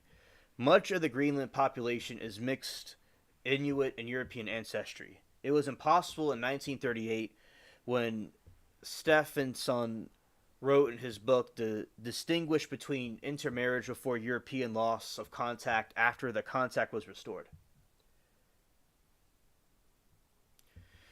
Norse society structure created a conflict between the short-term interests of those powers and long-term interests of the society as a whole.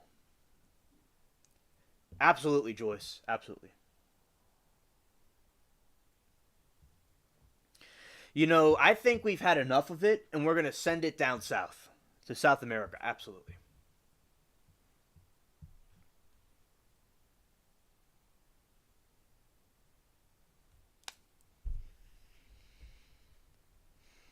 Theo culture. And also, Danny, I want to tell you, when we have another show, when the connection's working good like this, like in the beginning, we'll have you call in. All right. And also, Stranded will call in on another show when she's ready. But this time, it's going to be about this because we're cut a little bit short because of the issue, the ice, the asteroid belt we worked through earlier.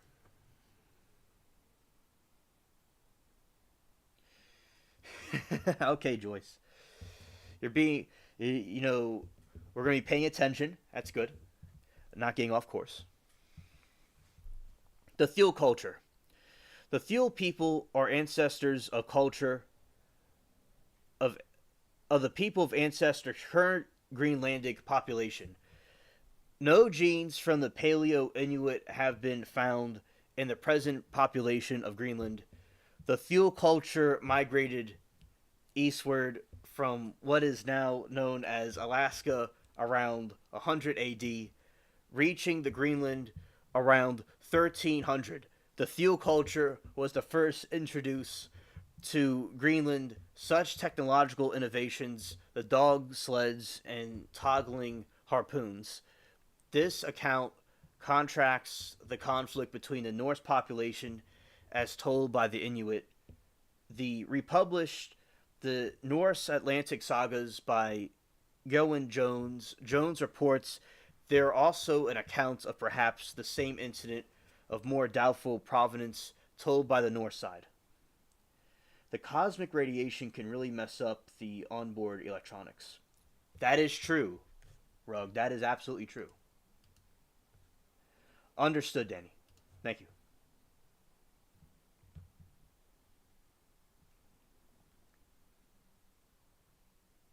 I'm starting to think Alien Spaceship might be a channel he's connecting to a higher reality as he talks. The rocking back and forth shows connection to the rhythm of the earth. Exactly, Alan. You have caught it. You have caught my secret by doing what I do with that, yes. And I have to channel with the earth because I can fully sense it because I'm from other dimensions. Yes. In the 15 to 1814. In 1500, King Manuel I of Portugal sent Jasper Court-Riel to Greenland in search of a northwest passage to Asia, which according to the Treaty of Tordesillas was part of Portugal's sphere of influence. In 1501, the Court-Riel returned with his brother Miguel Court-Riel. Finding the sea frozen, they headed south of the arrived Labrador of Newfoundland. Upon the brothers' return to Portugal and the cartographic information supplied to Court-Riel was incorporated into a new map of the world which was presented to Ercole de E, Duke of Ferrara, by Alberto Cantinho in 1502. The Cantinho palisphere made in Lisbon accurately depicts the southern coastline of Greenland. Rocking to the rhythm. Yes.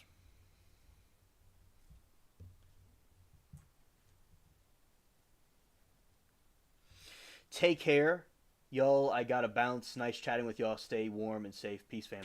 Danny, peace and blessings to you. Thank you for coming. The Titanic was not involved. Good to know. Well, shout out to the Titanic. We've talked about that here. On this one, we have talked about the Stockton Rush incident, and periodically I'll talk about Titanic sometimes. Joyce, I'll tell you, with Titanic, if they would have hit the iceberg directly, they would have been perfectly fine.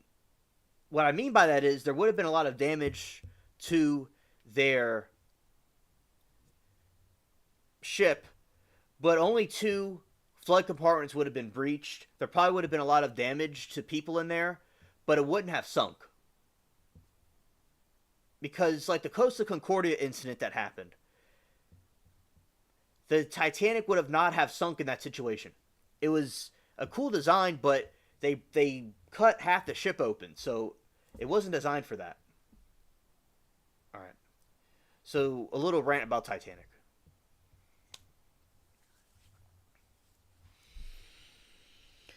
In 1605 to 1607, King Christian IV of Denmark and Norway sent a series of expeditions to Greenland and the Arctic waterways to locate the lost Eastern Norse settlements and assert Danish-Norwegian sovereignty over Greenland. The expeditions were mostly unsuccessful, partially due to leaders who lacked experience with difficult Arctic ice and weather conditions, partially because the expedition leaders were given instructions to search for the eastern sediment on the east coast of Greenland, just north of Cape Farewell, which is almost inaccessible due to the southward drifting of the ice. Pilot on the three trips was English explorer James Hall.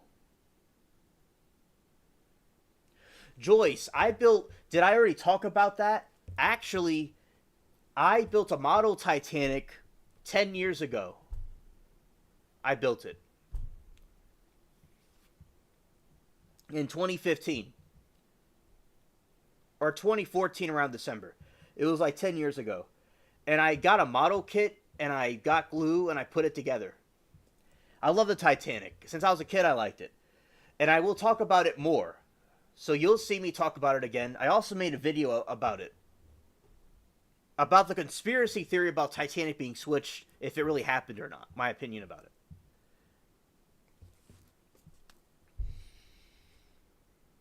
Also, I love the Titanic movie. You know, that was a good movie. James Cameron, very good director and filmmaker.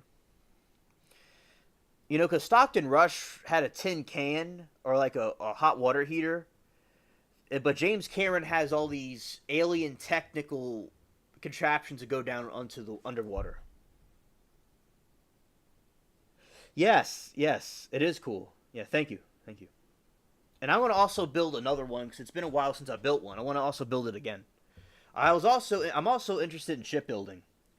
Like, for instance, you see these cans of Canada Dry, and if you take the bottom of it and you put it together like this, and I would tape it together, and I would put a incision in it in a bucket, and it would sink like the Titanic. I made a video about that. It's on my channel somewhere. On another channel I created a while back, I had that information. It was like these Coke can ships.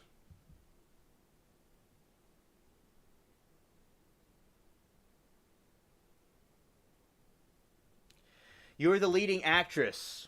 Well, I thought so. With the beauty you have. I thought so. And I'm glad to have you on board. Alan says, I don't think the Titanic was switched with the other ship. Know exactly what you're talking about.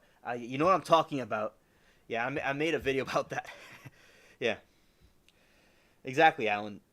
You know, it's like if you have like a whole entire interior and the whole entire way it's built, it's not as simple as switching names on a ship. It's not as simple. They weren't twins. Never would have thought of that. Impressive. Thank you, Joyce. I came up with it when I was when I was in high school as a kid. Well, some may think I'm still a kid at 27. By the way, I'm about to be. Hello, Mary. Shout out to you. You've been helping the cats all day, and all that weather. Shout out to you, Mary Toodles. You've been doing a lot of work with all the possums and cats and stuff. Everything's okay, Mary. Everything's going great. Earlier, there was some turbulence because of the asteroid belt we were going through, but everything's going smooth now. Everything's going great with chat. Thank you for checking in on us. And also, Joyce, Mary Toodles is my mom, by the way. And everybody else, that's my mom. Stranded said, I think you should grow your pirate beard and stash again. It looked good on you, just my opinion. Thank you, Stranded. I'm glad that you like the different looks that I have. And also, I go through different. I will grow the beard again. And I go through different cycles of looks and appearances. And right now, I have more of a Titanic type look right now. But the pirate beard look is also good too, and I will certainly bring that back at some point as well. So thank you, Stranded, for your suggestion. I'll certainly will do that at the and during the different cycles of styles I have. Yes, Joyce, Mary is my mom. Yes.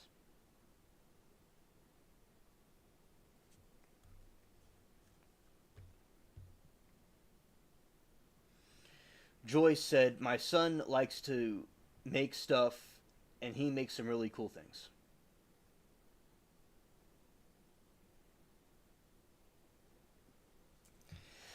Alan says, Mary Toodles is your mom, is your son. Well, you're a great mom. Your son is freaking awesome. Good job. Thank you, Alan and Joyce. I really appreciate that.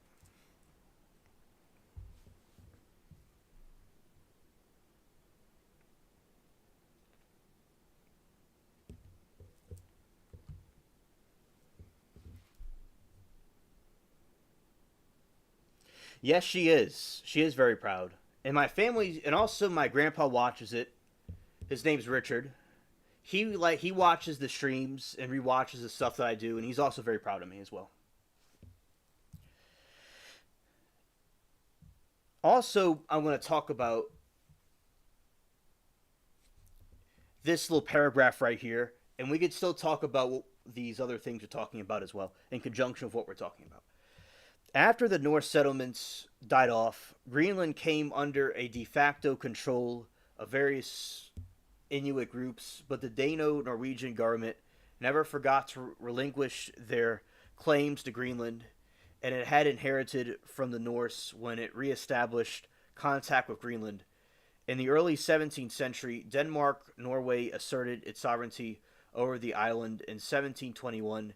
A joint mercantile and clerical expedition by the Dano Norwegian missionary Hans Edged was sent to Greenland to knowing whether a Norse civilization remained there. This expedition is part of the Dano Norwegian colonization of the Americas. After the 15 years in Greenland, Hans Eged left his son Paul in charge of the mission there to return to Denmark, where he established a Greenland seminary. The new colony was centered at Godthaab, Good Hope. The southwestern coast, gradually Greenland was opened up to Danish merchants, but closed to those form of other countries. All right, Mary.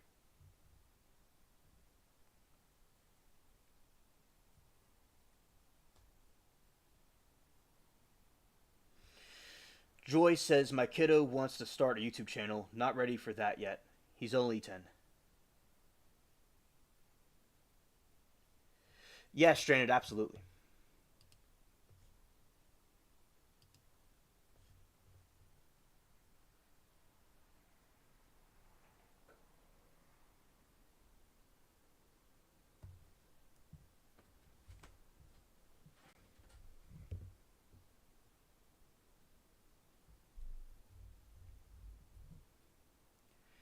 Joyce says that. Oh, Joyce, I was 10 when I started my YouTube channel.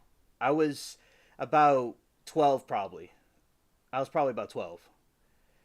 And that may not be the best, time to start, but I started. The channel was originally called Hansel Cat. That's my name, Hansel and Cat. And I changed it to Skater Gamer and then Alien Spaceship one of my alien sound effects is going viral since 2017, and I want to focus on the alien stuff, so I changed it to Alien Spaceship sound effects That was the name of the song, but it's changed. It's a soundtrack, and vlog is the about vlogs and stuff.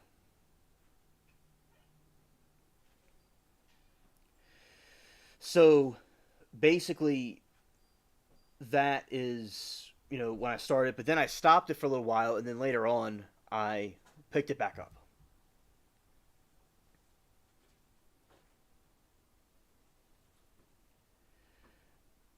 Joyce says, "Of course, in this day and age, with all the crazy people online, maybe it'd be best to wait until they're a little bit older, but parental supervision is very important because there's all kinds of strange people out there. And well, my kiddo is the last of nine, so he's the baby for now. He's my baby for now." Joyce says, "I gotcha. I didn't know that. All right." And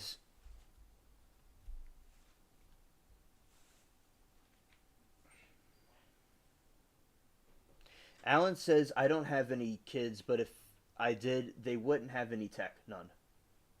Ah, okay. Understood. Yeah, technology can be used for good or bad. Now, when I had technology as a kid, it didn't make me. It only enhanced me and made me even better. And I was able to. I didn't do anything, getting myself into trouble or anything. I did go with technology, but that's just me, an exception.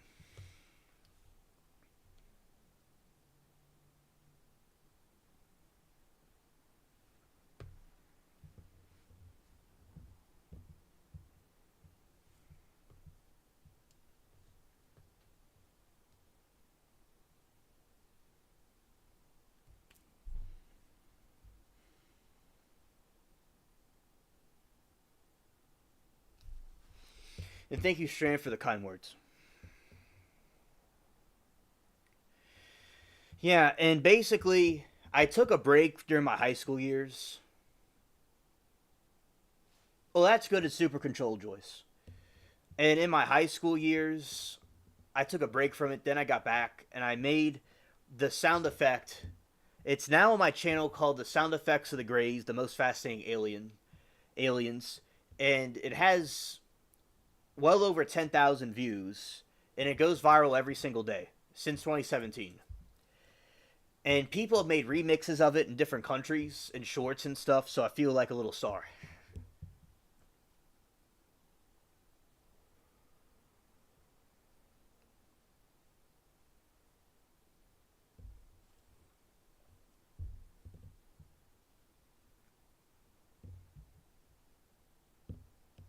Yeah, Alan, I think you would have made a good dad.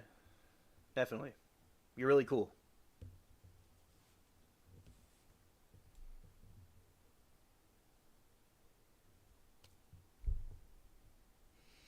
Joyce was homeschooled, so we keep him safe. Well, that's good. That's very good. I went to a family owned private school, and mine was fine. Everything went well. Now, there are some things, political things in the school I disagreed with. Sometimes people were a little bit spicy with me. There's some things that have nothing to do with the school itself that I didn't like, but overall, it was a good place. And that's where I met my buddy where we talked about aliens. Liza Jean, I am so glad to see you.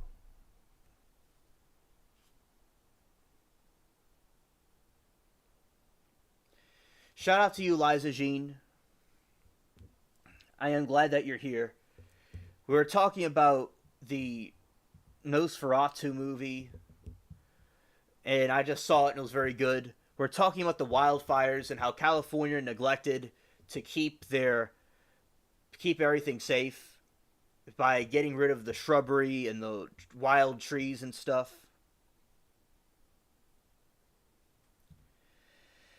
And we're talking about Greenland and things like that,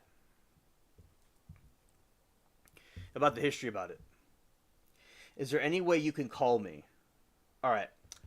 So, yes, you could call into the show. Now, I will say that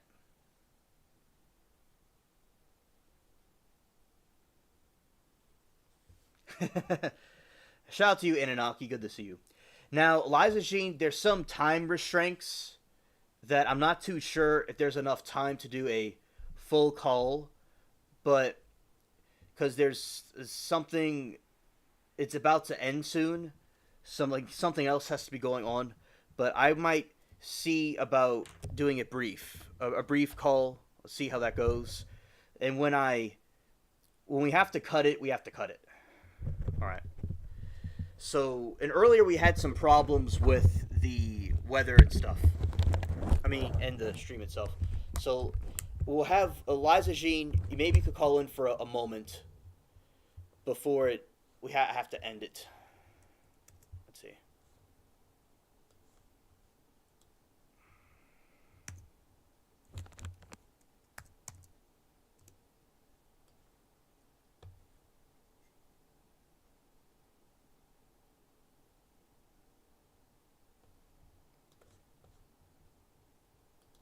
All right.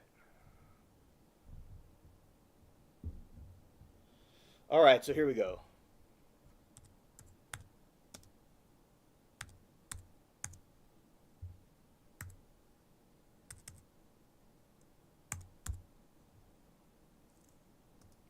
It's a little later. Yeah.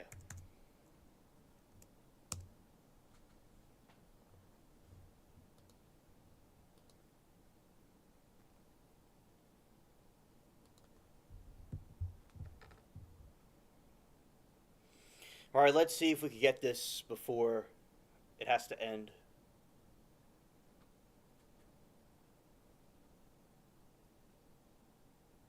All right. Let's see how this goes.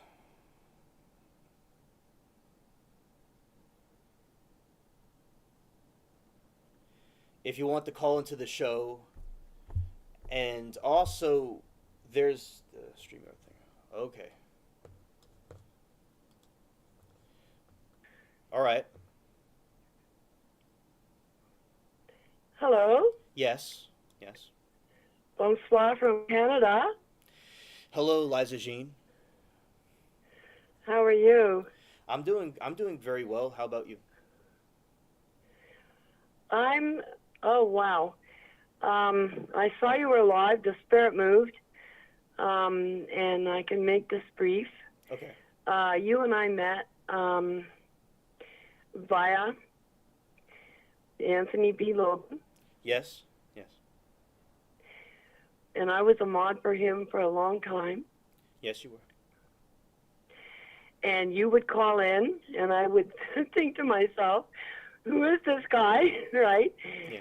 And then what happened with ABL is like your life kind of moves on, and his platform, it just grew so fast that the same people weren't there, and I really respect, what this man has done.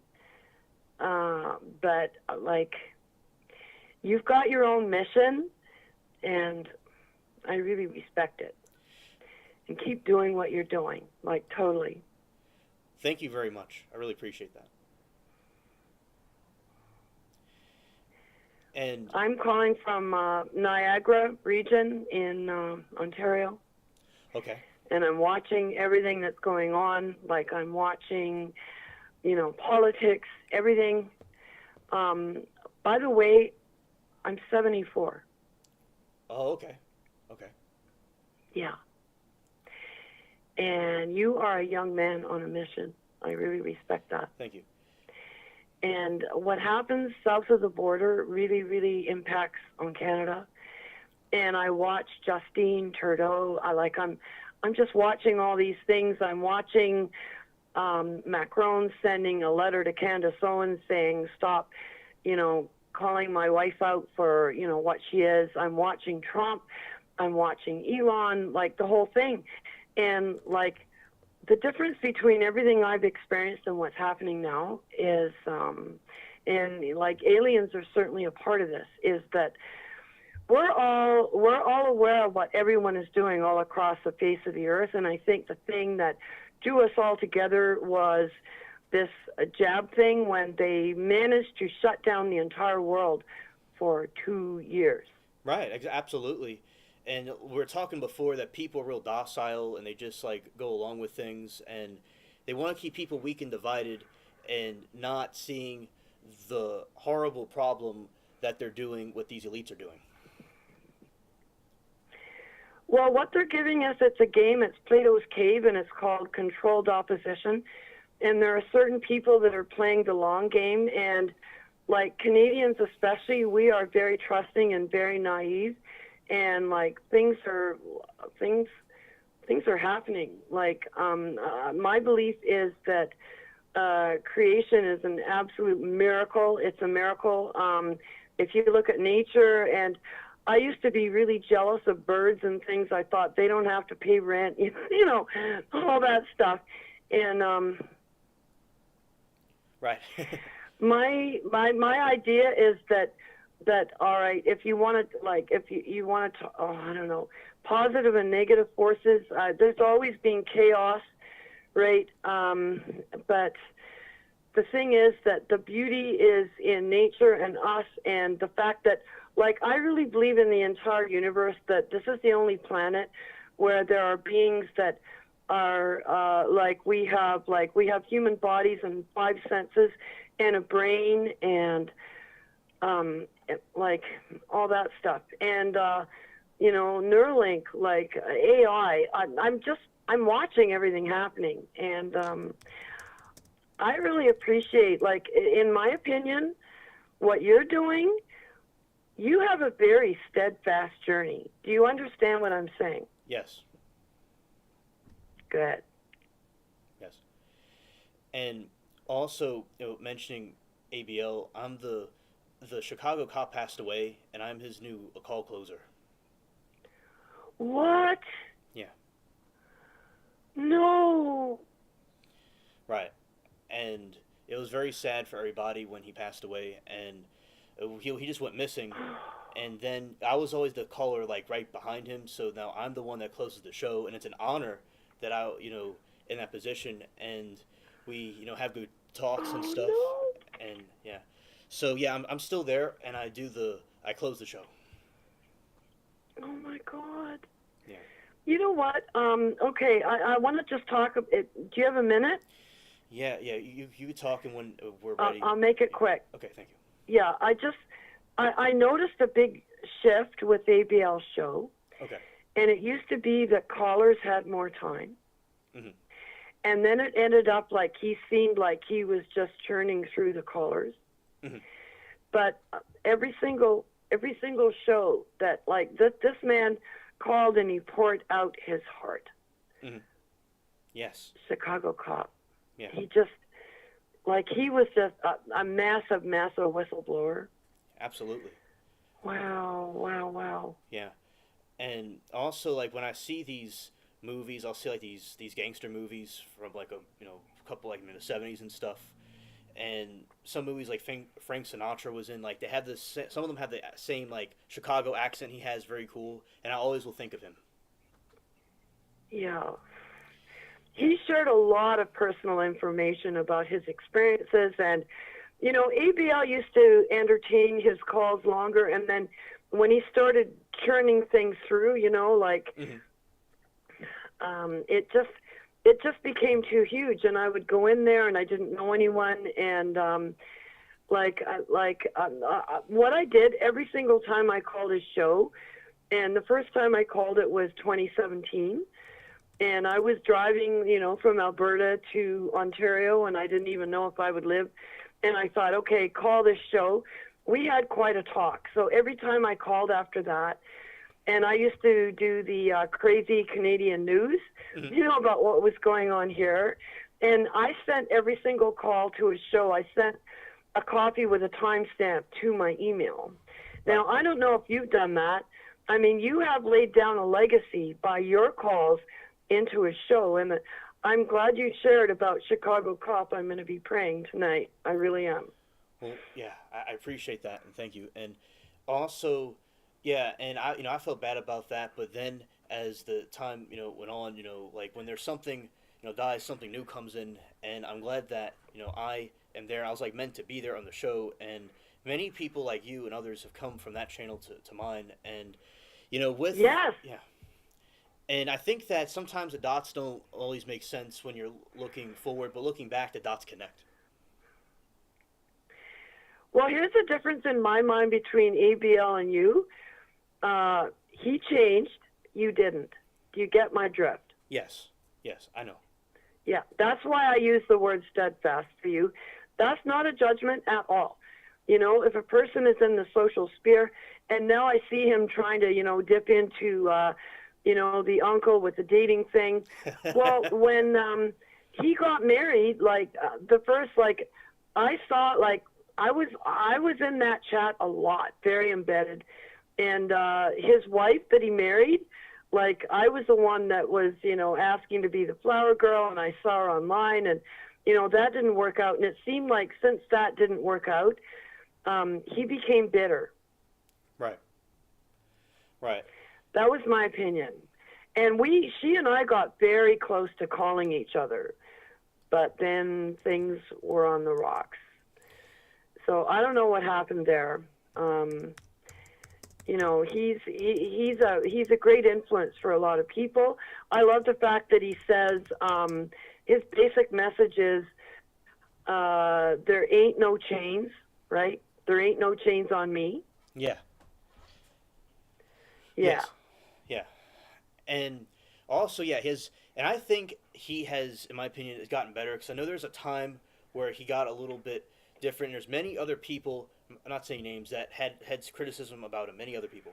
And I think he's, after the Chicago cop passed away, I think he's starting to get, more feeling better about that. And I understand that could be a really harsh thing to go through, and I don't know exactly what happened with them, but something happened. And, I had this situation. I had a girlfriend when I was in high school, and I knew her for a little bit when I was afterwards, very close to her. And I felt bad about it not working, but I trusted in God, and I didn't let it get bigger about it. I just kept on studying different philosophies and educating myself about things, and then I just kept on pursuing the YouTube live streams, and it did good for me. And I used the pain as motivation to keep on going forward and making a legacy for myself.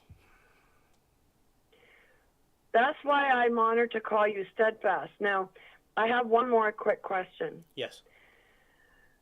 There was a mod in there who was a very faithful mod. Mm-hmm. And when I went to your show, I saw that he was there. What was his name? Anthony McQuaid. He was amazing. And for some reason, he got squeezed out. Anthony McQuaid. Yes. Oh, I know. And guess what? When I showed up, Anthony McQuaid, he was a top mod there, and he didn't understand that I'd been there for many years previous, and he and I kind of went at it when I first went in there, and then it was all fine, and we ended up saluting each other, and we ended up on the same team. And then my opinion was, and this is when I dropped off ABL, it's after Anthony was gone. I didn't understand that. Yeah, many people are upset about it, and I agree that it was inappropriate the way that was handled. And I don't know. Anthony McQuaid is a sweet, very sweet, like a sweet bear. He really was like a teddy bear. He was always very good and kind. And it seems that he was censoring somebody that named Matt Mittens, it seems, and that basically was trolling. But the person was some sort of a member or donate, with the money. So he sided with him instead of Anthony, McQuaid, which doesn't make any sense. And I'm like, were they in a, was he married to the guy or something? I don't really know what the problem with that was, but but basically, yeah, I agree that was wrong. And many people also had a domino effect of leaving the show over that incident. And so that's what it had to do with. Now, he had open heart surgery, Anthony McQuaid, and he's been recovering. Oh. But he's still in contact with me, and he's still on the channel with me, and he's a mod on here. And I will never let him go as long as he lives, and I would never do that to any of my mods. Would you please tell him when you talk to him that he made a really big impact on me? Okay. He was so faithful. I would call you Steadfast, and I would call him faithful. So when people like that, when people like him fall off by the wayside, I think, wow, you got to get your priorities straight. There's something that you're missing. And I hate to say this, some of it is all about the bag, you know. Yeah, I understand what you mean. Yeah, and because Yeah. there's other YouTuber Smoking Scan I watch. He does like police chases, and he's been covering the fires and stuff. I met him in 2020 when he was covering the riots over there. He has no controversy around him. He's loved by all of his subscribers, and he's done nothing shady. But this ABL, there seems to be controversy with him with multiple of people, viewers of his. And yeah, it's unfortunate if it is true, if he let the money get the best of him. I think that is a way to go downhill. Yeah. But he is still impacting a lot of normies, all right? Get my drift? Right. Like, I see that he's putting the message out, he's putting out a good word, but, Yes, absolutely. like, literally, I've moved beyond that. One last question. He's here. When He's here. did Chicago? He's here. I'm still upset about this and digesting it. When did Chicago cop pass away? Anthony Quaid's in the chat right now. Is he? He's right there. Hello, Anthony McQuaid. We're just talking about. No, well, I'm not looking at chat. Like, I'm talking on the phone. I'm not looking at chat. I'm just letting you know he's in the chat. So, shout out to you, Anthony McQuaid. Well, tell him I love him. Yeah. Liza Jean's on the phone. I really respect him. And she is talking about what a great mod you are, and that it was very, horrible that you're taken off as a mod on the ABL channel. And Anthony McQuaid, you're always welcome here. Shout out to you. And the Chicago cop, sometime in July, he passed away. Oh. Okay. Meanwhile, we're taking over Greenland and the Panama Canal in Canada, okay? Yeah. Yes. And wow. Yeah. And I'm so happy that Anthony knows that I have nothing but respect for him. I'm glad. Yes. And also, and he really likes you as well. He loves you as well. And, y'all made a great team together on the ABL show.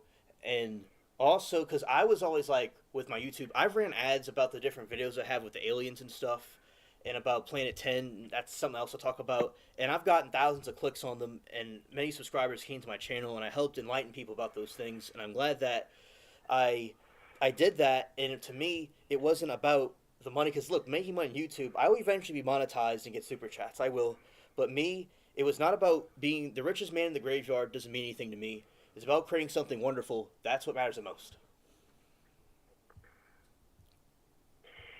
Well, let me just say one thing. I don't know if you're aware of an author called Ruth Montgomery.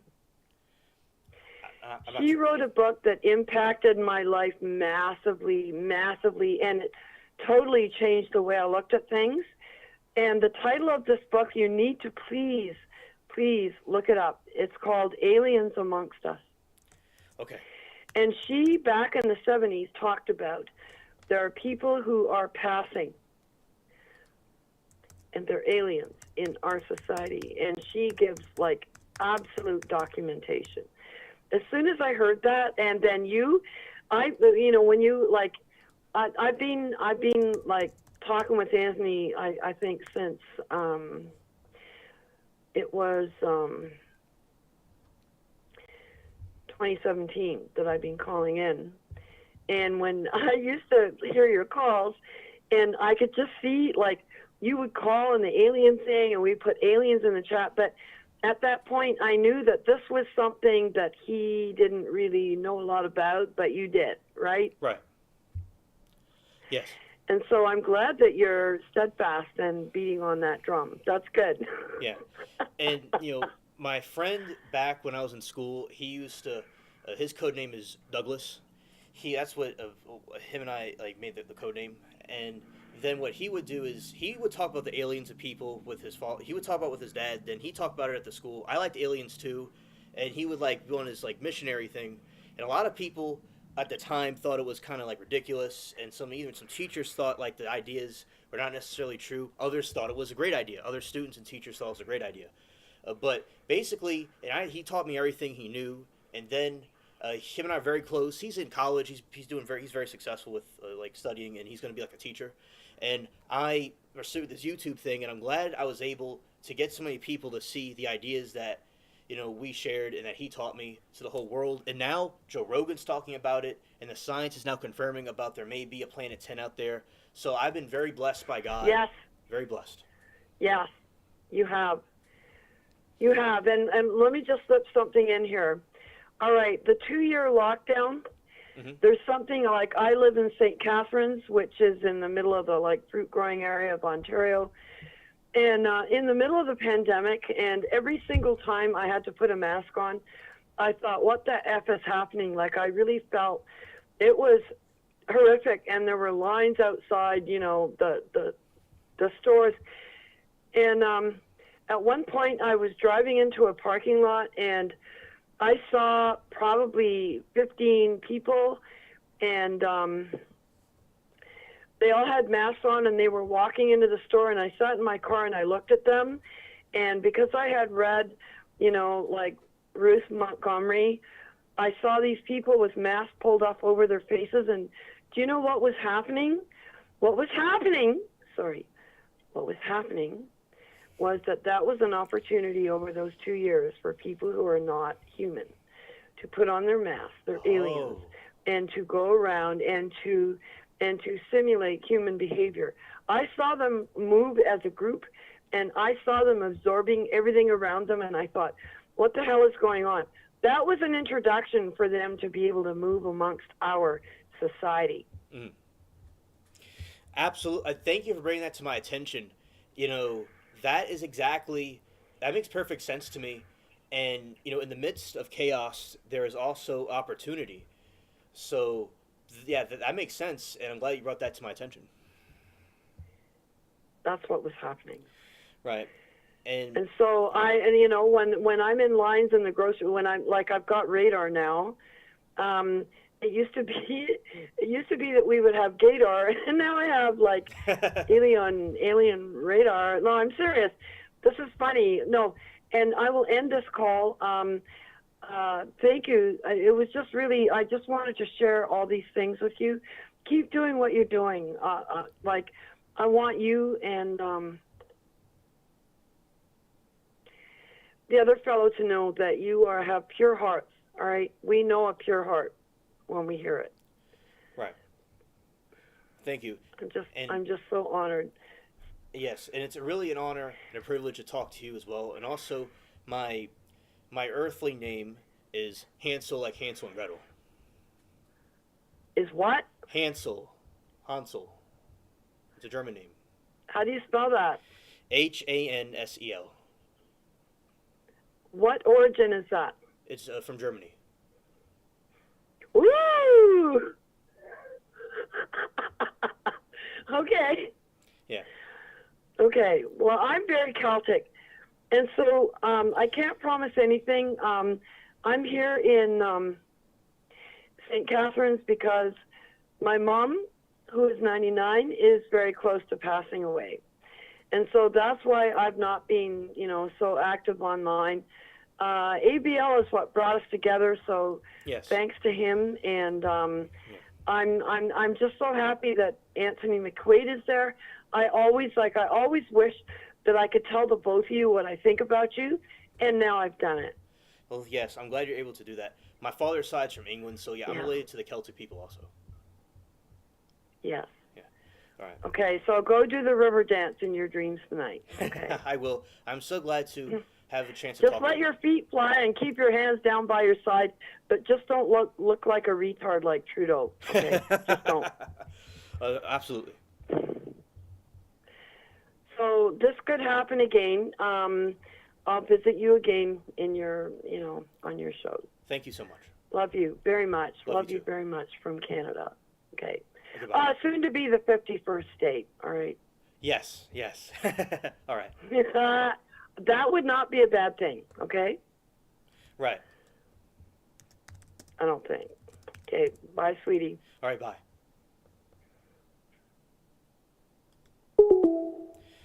Great call from Liza Jean. She's been wanting to call in for over a year.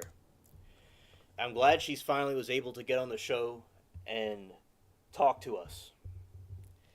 Because basically, that's where I met her at, Anthony Brian Logan. He does politics and news and stuff. That's where I met a lot of the people in the chat from. Joyce, I met you from the Law and Crime channel. And yeah, so that was such a cool call. Shout out to her.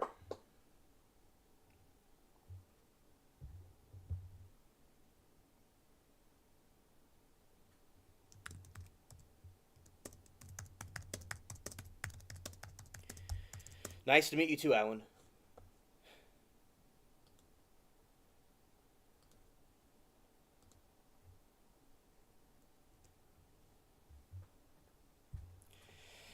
Yeah, and everything's classified. The alien numbers are classified. But as I said, her voice is amazing. Amazing voice. A melting of some that causes someone to melt. And also, ABL taught me about doing streams. I asked him on a call how to do the streams, and we did it. And also, basically, I'm very thankful for all of you, and that was a great call. And I always appreciate all the alien content that we have on here, and all the different topics we talk about. I hope it doesn't too, Anunnaki. Prayers for that everything goes well with that. Shout out to my Bal in the chat. I'm glad she's able to see me on a stream. Facts. Facts.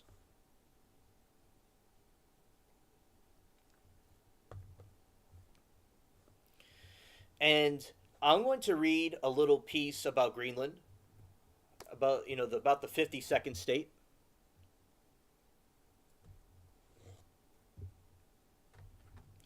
All right. When the union between the Crown of Denmark and Norway was dissolved in 1814, the Treaty of Kiel served Norway's former colonies and left them under the control of the Danish monarch. Norway occupied then an uninhabited eastern Greenland and Eric of Red's land, July 3rd, 1931, claiming that it constituted Terra Nullius Norway, and Denmark agreed to submit to the manner of 1933.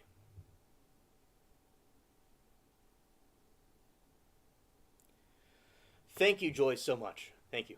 That means a lot. All right, so shout out to Bubbles, the cat, right here.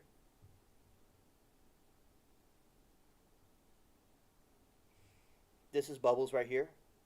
He's enjoying the stream. He's the spaceship. He's one of the spaceship cats.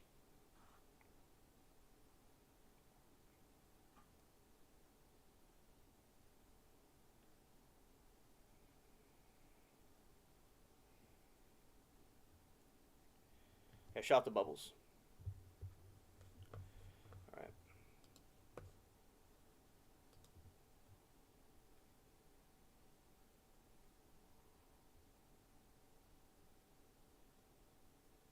Yes. Yes, so precious, Pootsy. Shout out to Bubbles. Greenland's connection to Denmark was served on 9 April 1940, early in World War II, after Denmark was occupied by Nazi Germany. On 8 April 1941, the United States occupied Greenland to defend it against the possible invasion of Nazi Germany. The United States occupied Greenland, which I didn't know about, continued until 1945. Greenland was able to buy goods from the United States and Canada by selling cryolite from mines at Itut in World War II. The United States military used Blue Eye as the code name for Greenland, where they kept several bases named Blue Eye, East and West, sequestral numerical. The Mare Air Base, where Blue West 1 and Narsok, and Blue West 8, Solder, and Storm Fjord. Both were still at Greenland's major international airports. That's the same year that war ended. Very interesting. Oh yeah, absolutely. Yeah. Yeah. Shout out to EJ. Bal. Shout out to EJ. During this war, the system of government changed. Governor Esk Braun ruled the island under a law of 1925 that allowed governors to take control under the extreme circumstances. Governor Askel Svan was transferred to the United States to lead the, the commission to supply Greenland, and the Danish Sirius Patrol guarded the northeastern shore of Greenland. In 1942, using the dog sleds, they detected several German weather stations, altered American troops who destroyed the facilities after the collapse of the Third Reich. Albert Speer briefly considered escaping in a small aeroplane to hide out Greenland, but changed his mind and decided to surrender to United States Armed Forces.